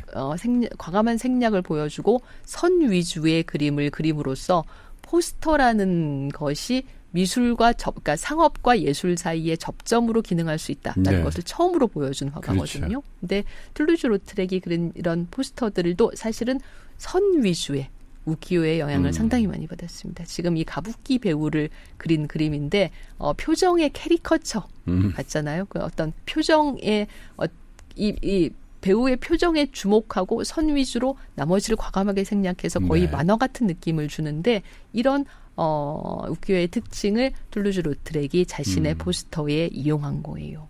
그러니까 그 모든 많은 혁신이 19세기 후반에 여러 화가들에 의해서 이루어졌는데 그 혁신의 많은 부분이 우키요에서 왔다라는 것을 부인할 수가 없습니다. 이제 19세기 후반 정도가 되면 화가들이 어떤 인상파가 보여준 혁신마저도 낡은 것이다라고 생각하고 그 인상파가 보여준 혁신에서 한 걸음 더 나아가려는 시도를 네. 많이 하는데 그런 시도에서 우키요에가 큰 자극이 되어준 것이죠. 자포니즘의 유행은 거의 한 세대를 지나서 거의 반세기가량 지속된 것으로 보입니다. 이 드가의 동료이자 드가의 어떤 제자라고도 할 수 있는 미국 출신의 여성 화가인 이 메리 카세츠라는 화가가 그린 욕실의 여인이라는 그림에서 이 여성이 입은 옷이나 이 옆에 있는 물병이나 선 위주의 그림의 스타일이나 모두 우키요에를 상당히 많이 참고하고 있다라는 것을 우리가 비단 전문가가 아니라고 해도 딱 그러네요. 보면 느낄 수 있죠. 굉장히 동양화 같은 그림이구나라는 느낌이 탁 들잖아요. 여기서 이 여성이 입었던 의상과 물병을 요 그림에서 다시 한번 화가가 이용하는데 여기서는 어떤 동양화라기보다 서양화의 수법을 많이 사용하고 있지만 그대로 의상도 기모노를 좀 연상시키는 의상이고 그 물병도 그대로 사용하고 있습니다. 네. 이런 식으로 화가들이 다양한 시도를 하는데 우키요에가 자극을 주었고 우리가 생각하는 것보다 그 영향은 훨씬 더 크고 넓고 광범위했어요. 그래서 이 서양의 화가들이 유럽의 화가들이 집중적으로 뭔가 동양풍을 탐구하면서 19세기가 가고 20세기가 오게 됩니다. 이 20세기까지 계속 동양풍에 어떤 경도되어 있던 화가 중에 대표적인 경우가 클림트를 들 수 있는데. 네, 클림트 오랜만이네요. 네, 이 비엔나 편에서 네, 정말 네. 좋은 그림들 많이 예. 보여주셨는데 이 클림트가 그 슈투클레 저택의 그 벽 장식을 하기 위해서 그린 이 유명한 생명의 나무라는 그림에서 구불구불구불 돌아가는 이 아르누보 스타일이라고도 할 수 있는 이 장식, 나무 장식의 이 금빛 이 약간은 좀 요염한 이 장식들을 클림트가 어디서 착안을 했냐면 기모노 무늬에서 착안을 했다고 합니다.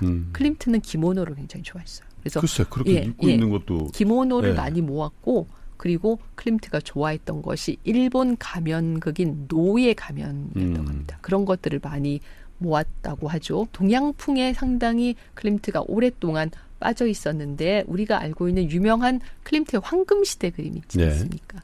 이런 황금시대를 클림트가 1902년부터 1909년 정도까지 한 10년 정도 못 되는 기간 동안에 금을 얇게 펴서 이렇게 캔버스 위에 바르는 방식으로 실제로 그림이 반짝반짝 할 수 있도록 이런 식으로 그림을 많이 그렸는데 이 아델레 블로우 바우어라는 여성이 클림트의 중요한 모델 중에 한 명이었어요. 그래서 클림트가 이 아델레 블로우 바우어를 2장 그렸거든요.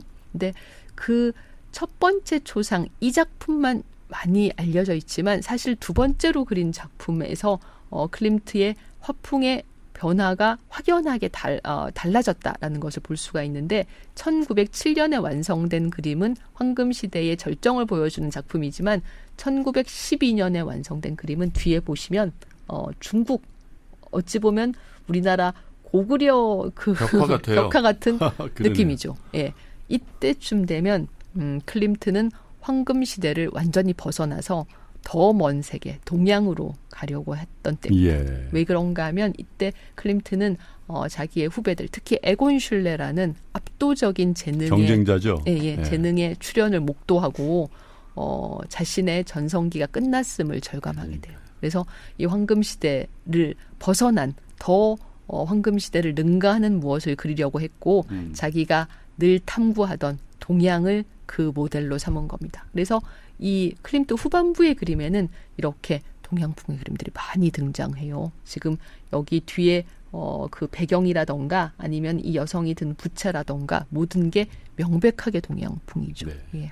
저걸 꼭 일본풍이라고 할 수는 없네요. 그죠? 예. 중국 도자기도 많이 그렇죠. 가지고 있었고 예. 그다음에 조선에서 제작된 도자기도 많이 가지고 있었다고 하니 사실 그 클림트의 그 수집품들을 그 클림트 사후의 애인인 에밀리 플레게가 가져갔잖아요. 근데 그 에밀리 플레게의 집이 1945년에 폭격을 맞으면서 클림트의 소장품들이 다 유실됐는데 그 당시에 클림트가 모았다는 그 소장품들이 만약 유실되지 않고 남아 있었다면 어떤 조선 도자기를 가지고 있었나, 뭐 예를 들면 청화백자 같은 걸 가지고 있었을 것 같은데 그런 것들을 확인할 수 있었을 텐데 안타까울 따름입니다. 클림트가 이제 그 생애 마지막에 미완성으로 남기고 간 그림, 이 그림 제가 그 오스트리아 편에서 한번 설명을 드렸던 것 같은데 네. 이 그림에서 그림의 중심에 있는 이 눈을 감고 명상에 잠긴 듯한 이 여성의 얼굴이 자세히 보면 상당히 동양 여성 같아요. 이 얼굴은 클림트가 일본 가면, 극인 노예 가면을 보고 그린 겁니다. 그러니까 이런 것만 봐도 이 그림이 1918년에 그려지던 그림인데 자포니즘의 시작을 1860년대 후반으로 잡으면 자포니즘이라는 것이 일시적으로 지나간 유행이 아니라 그 유럽의 어떤 문화 예술계에 상당히 길고 지속적으로 영향을 미쳤다라는 점을 알 수가 있어요. 어쩌면 그런 생각도 드네요. 요즘에 저희 그 우리나라의 어떤 문화, 예술 이런 것들이 세계적으로 인기잖아요. 네. K-팝이다, 뭐 K-드라마다. 그래서 K를 붙여서 그런 신조 어떤 조류 이런 것들을 얘기를 하는데 저때 일본에서도 그런 얘기를 했을 수도 있겠어요. J 뭐 야 서양에서 우리 그림이 막 이러면서 그들끼리 J 열풍이라고 막 그렇게 얘기하지 않았을까 그런 생각도 드네요. 그때는 사실 일본이 그렇게 서양과 교류가 활발했던 때가 아니어서 그때는 비행기도 없던 때이지 않습니까? 인터넷도 없고 비행기도 없던 때라서 잘 알지 못했겠죠. 그러나 확실한 것은 이 자포니즘의 유행은 상당히 길고 오래되었고 미술뿐만이 아니라 문학의 전반적으로 영향을 미쳤다는 점입니다. 예. 그리고 이제 드디어 푸치니의 나비 부인이 여기 등장하는데 1870년대에 피에르 로티라는 해군 장교가 나가사키에서 게이샤와 살림을 차렸다가 다시 유럽으로, 그러니까 프랑스로 돌아와서 그때의 자기의 경험을 수기처럼 써서 출판한 국화부인이라는 책이 있었습니다.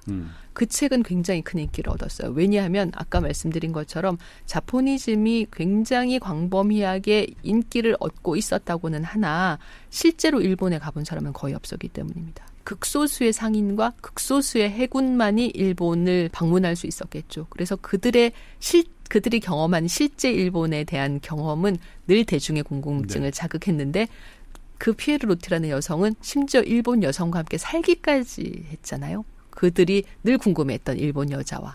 그래서 그 수기의 인기는 전 유럽적으로 퍼져나갔고 그 수기가 각색되어서 연극으로도 공연됩니다. 푸치니가 1900년에 영국을 방문했다가 그 국화부인으로 연극을 만든 것을 보게 되죠. 푸치니는 흥행에 굉장히 관심이 많았습니다.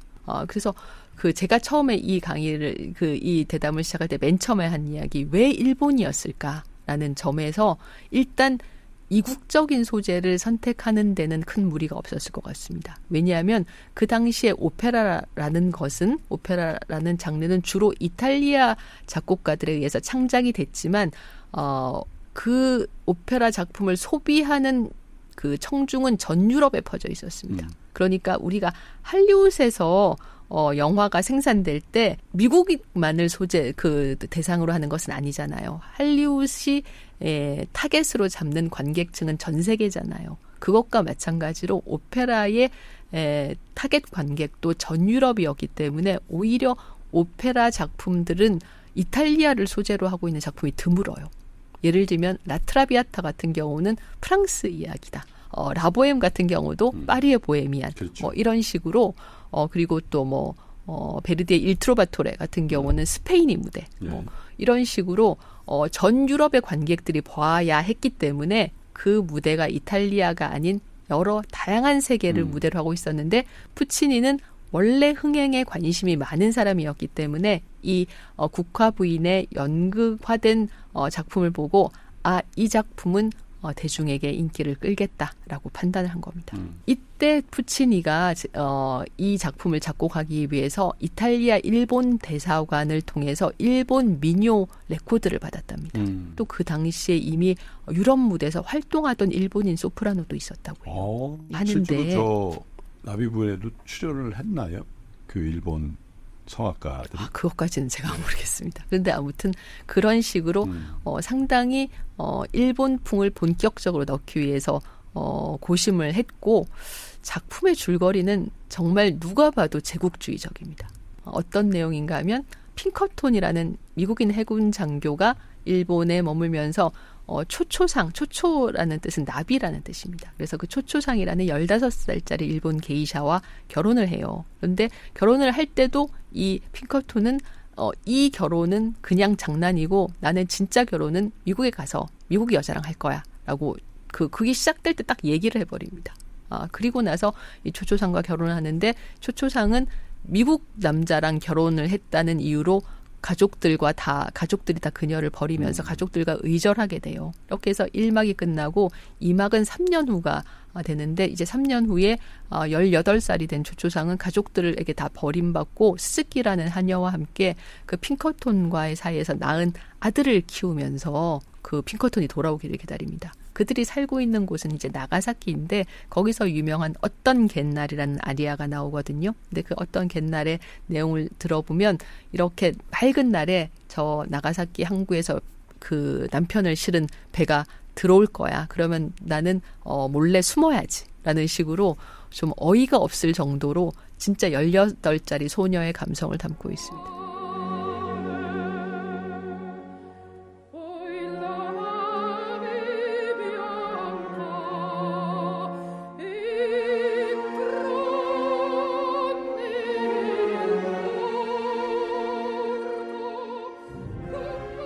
그리고 정말로 핑커톤이 오는데 핑커톤은 케이트라는 미국 여자랑 결혼해서 미국 부인과 함께 와요. 그리고 그 아이가 생겼다라는 얘기를 듣고 놀라면서 그 아이를 달라고 합니다. 내가 미국에 가서 잘 키우겠다라고 이야기를 해요. 그래서 결국 그 초초상 나비 부인이 그 아이를 핑커톤과 케이트에게 보내고 자신의 아버지가 사무라이였기 때문에 아버지에게 들은 대로 할복 자살한다라는 어이없는 내용을 담고 있습니다. 지금의 어떤 그 가치관으로 보면 아니 이런 작품은 공연이 금지되어야 되는 게 아니야? 그거 일종의 신파군요. 신파. 네, 라는 느낌이 들 정도인데 그 당시에는 이 스토리가 먹힌 거예요. 서양 남자들에게. 네, 서양 남자들의 동양의 여자를 소유하려는 욕망과 너무 잘 맞아떨어진 겁니다. 그래서 저도 이 작품을 볼 때마다 내가 진짜 이런 스토리의 작품을 봐야 하나라는 느낌이 그러면서 있는데 그 노래를 그렇게 사랑했었나. 근데 음악은 굉장히 너무 아름다워요. 좋죠. 음악은 너무 아름답고 특히 제가 좋아하는 작품은 좋아하는 장면은 그 산막에서 핑커톤의 배가 들어왔다라는 이야기를 듣고 이제 그 나비 부인이 자신의 그 옆에 남은 유일한 벗이자 식솔인 스즈키와 함께 이렇게 무릎을 꿇고 방에서 남편이 오기를 기다려요. 근데 밤이 다 지나고 새벽이 될 때까지 핑커톤은 오지 않습니다. 새벽이 되었을 때 스즈키는 잠들어 있고 그 어린 아들도 잠들었는데 계속 나비 부인은 무릎을 꿇고 기다리고 있어요. 그때 나오는 음악이 바로 유명한 허밍 코러스인데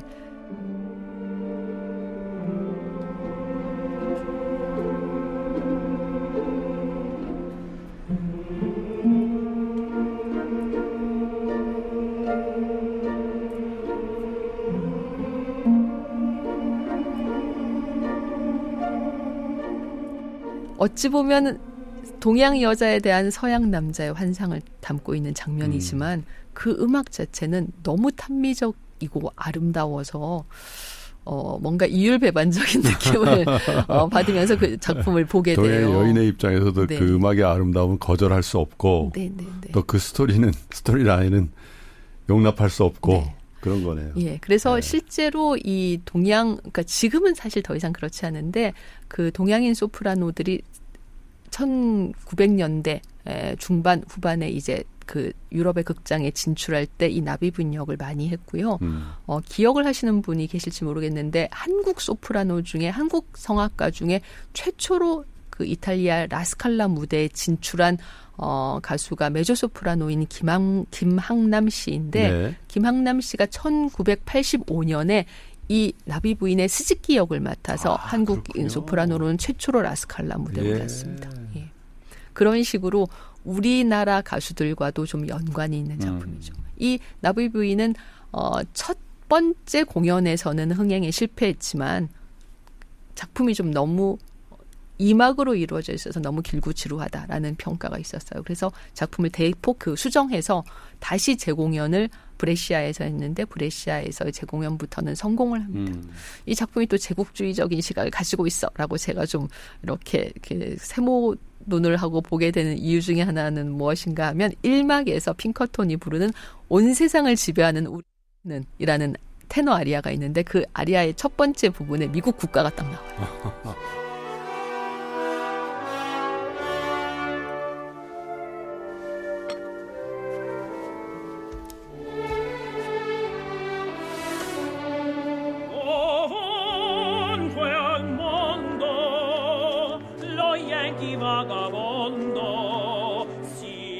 그것도 저는 좀 기분이 별로 좋지 않습니다.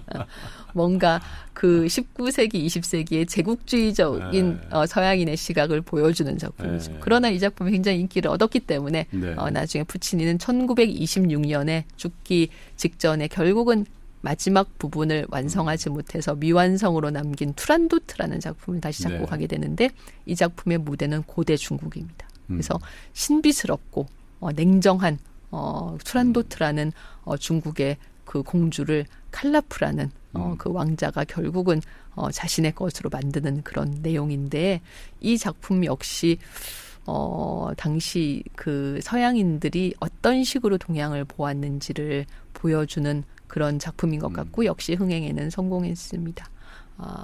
멜로드라마라고 불릴 정도로 오페라가 당시에 대중의 시각을 대중의 어떤 사고방식을 잘 반영하고 있다라는 점을 이 나비 부인과 투란도트가 보여주는 것 같고 그만큼 19세기 후반 20세기 중반까지 동양은 서양인의 눈에 이런 식으로 보였다라는 것을 이 작품들이 반영을 하고 있죠. 그래서 저는 개인적으로 저는 이제 그 1997년부터 99년까지 영국에서 유학을 하다가 다시 2009년에 박사를 하러 갔거든요. 그러니까 2번 이제 영국에서 공부를 했는데 그 2번 공부를 할 때마다 어떤 아쉬움이 있었나 하면 중국과 일본에 비해서 우리나라를 상징하는 어떤 우리나라 하면 대표적으로 떠오르는 한국 하면 대표적으로 떠오르는 이미지가 너무 없는 거예요. 서울올림픽 이런 수준이었습니다. 그러니까 저는 늘 그 부분이 너무 우리가 가진 것에 비해서 서양인들의 눈에는 우리가 너무 안 알려져 있구나. 예를 들면 이거 나비 부인이 알려진 것처럼 우리가 좀 일찌감치 알려졌으면 얼마나 좋았을까라는 생각을 많이 했는데 최근에 들어서 그 관계가 굉장히 역전되지 않았습니까? 그렇죠. 지금 K-팝, K-컬처, 네. K-푸드 다들 이제 K-팝만 생각을 하시는데 사실 클래식에서도 한국 연주자들이 이제 완전히 서양을 이렇게 서양 연주자들을 뛰어넘은 게 오래 전의 일이거든요. 예를 들면 지금 조성진이 베를린 필의 상주 아티스트이고 지금 뭐 파리 오페라의 에뚜알 그러니까 그 최고 등급 무용수가 박세은이고 또 마린스키의 김기민도 수석 무용수이고 베를린 슈차츠 카펠레와 라디오 프랑스 필하모닉의 악장도 모두 한국 연주자들입니다. 예. 그런 것들을 보면 케이팝뿐만이 아니라 음식도 클래식도 모두 이제 한국이 서양을 뛰어넘는 그런 형상을 보이고 있어서 제가 유학할 당시에 나비부인과 같은 그런 일본이 서양에 알려진 것처럼 우리가 뭔가 명확하게 알려진 아이콘이나 이미지가 없는 게 너무 아쉽다라고 생각을 했던 그런 상황이 역전이 됐으니까. 어떻게 알려지는가의 그 경로도 중요한데 사실은 당시에 일본이 서양에 알려지는 경로보다는 지금 한국의 문화와 한국의 예술, 한국의 대중음악이 서양에 알려지는 그 경로가 훨씬 더 좋긴 훨씬 더 좋다고 생각합니다. 그러니까 우리가 능동적으로 서양의 우리의 문화를 알리고 서양이 우리의 문화를 배우려 하는 거잖아요. 이 나비부인의 이미지, 우키요의 이미지는 솔직히 말하면 침략자로서의 서양이 동양을 보는 시각이거든요. 그렇죠. 이 나비부인에서도 물론 음악적으로는 이 소프라노 초초상의 역할이 굉장히 크지만 내용은 결국 서양 남자에 의해서 맥없이 꺾이고 버림받는 동양 여자이잖아요. 우리가 그런 식으로 알려질 이유가 없다고 생각합니다. 그러니까 말하자면 이제 K-팝, K-컬처의 유행은 서양과 동양이 동등해지고 우리가 서양에 우리 것을 가르쳐주는 그런 상황으로 되었으니. 그림은 어떤가요, 교수님?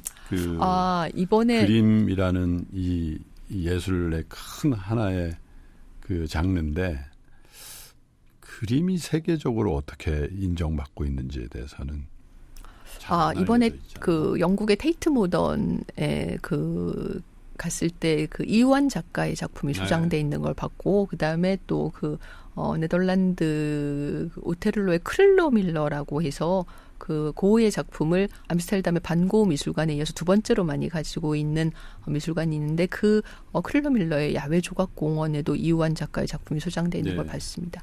뭐 K-팝이나 클래식 정도까지는 아니지만 미술에서도 이제는 우리가 서양에 비해서 잘 안 알려져 있거나 서양에 비해서 못한 그런 수준은 결코 아니라고 생각이 돼요.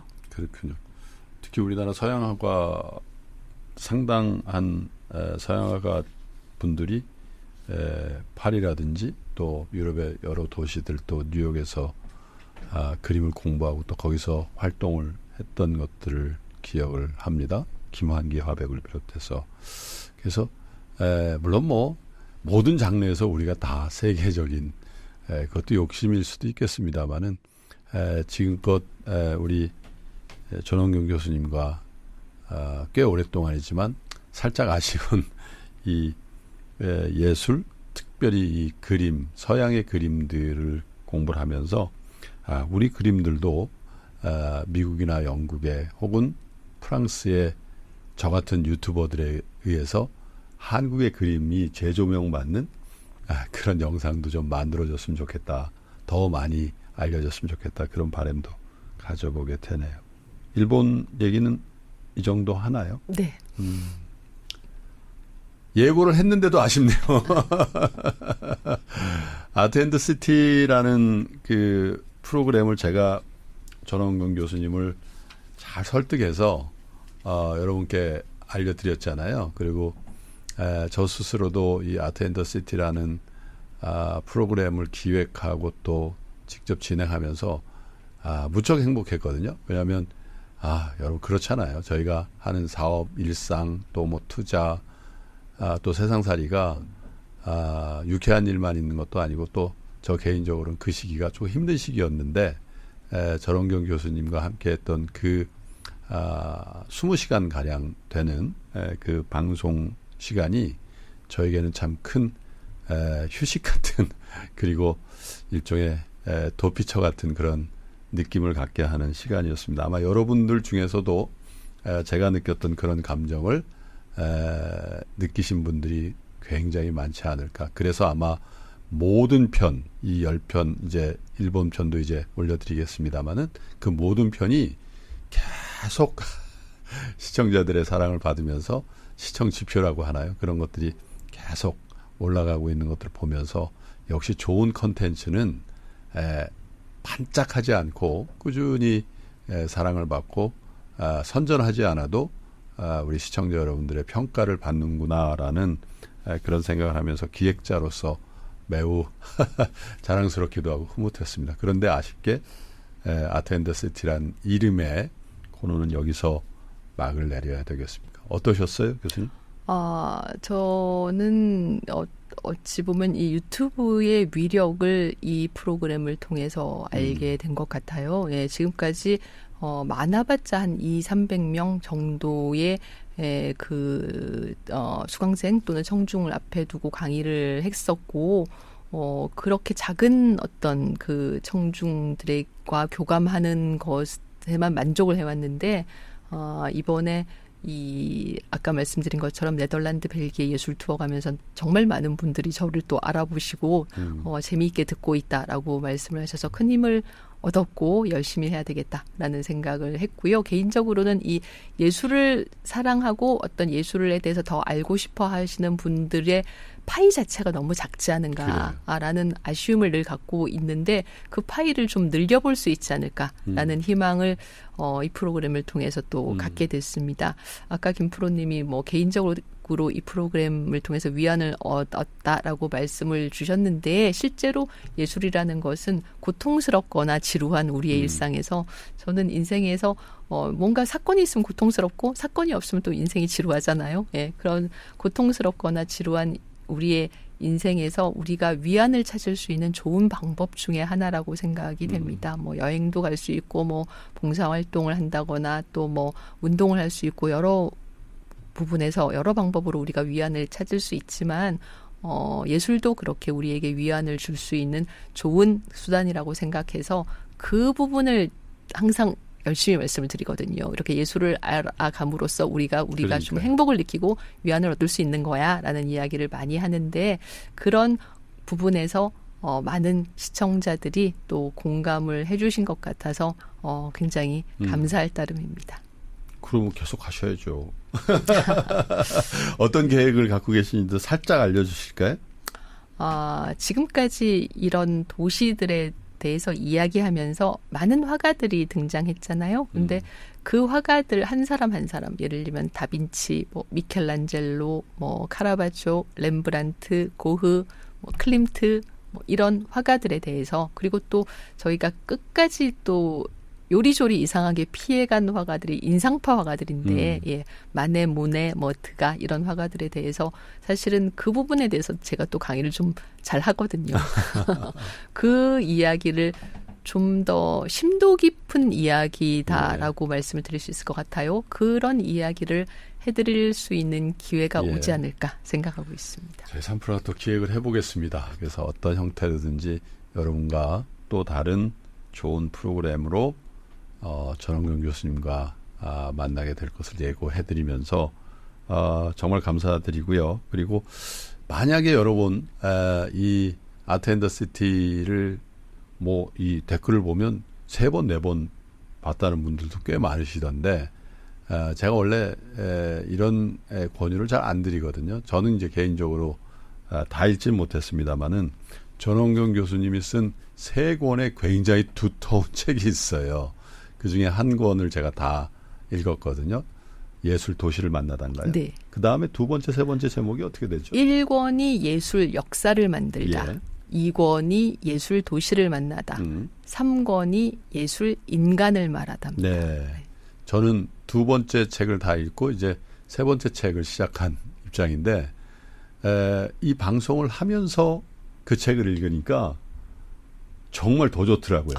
이게 그리고 그 책에서 우리가 방송으로 다 못했던 얘기들도 거기에 있고 하니까 사실은 부담스러운 두께긴 한데 한번 그 중에 한 권 저는 뭐 제가 읽은 예술 도시를 만나다라는 그 책이 굉장히 좋아서 제가 다 읽고 저희 딸한테 너도 읽어봐라 하고 줬거든요. 그래서 여러분들도 한번 기회가 되시면 전원경 교수님이 정말 정성스럽게 쓴 그 3권의 책들도 한번 보시면 좋은 시간을 여러분께 드릴 것 같습니다. 이렇게 인사드리겠습니다. 전원균 교수님 너무 감사드리고요. 또 다음 기회에 좋은 내용, 좋은 예술의 세계로 우리 시청자 여러분 안내해 주실 거죠? 네, 제가 꼭 다시 돌아오겠습니다. I will be back. 감사합니다. 고맙습니다. 네. 자, 시청자 여러분, 저는 다음번에도 여러분께 정말 좋은 시간을 갖게 해드리는 좋은 기획해서 다시 인사드릴 걸 약속드리면서 대단원의 막을 마치면서 아쉽지만 인사를 드리겠습니다. 다음에 더 좋은 프로그램으로 만나 뵙겠습니다. 끝까지 시청해 주신 여러분 감사합니다. 고맙습니다.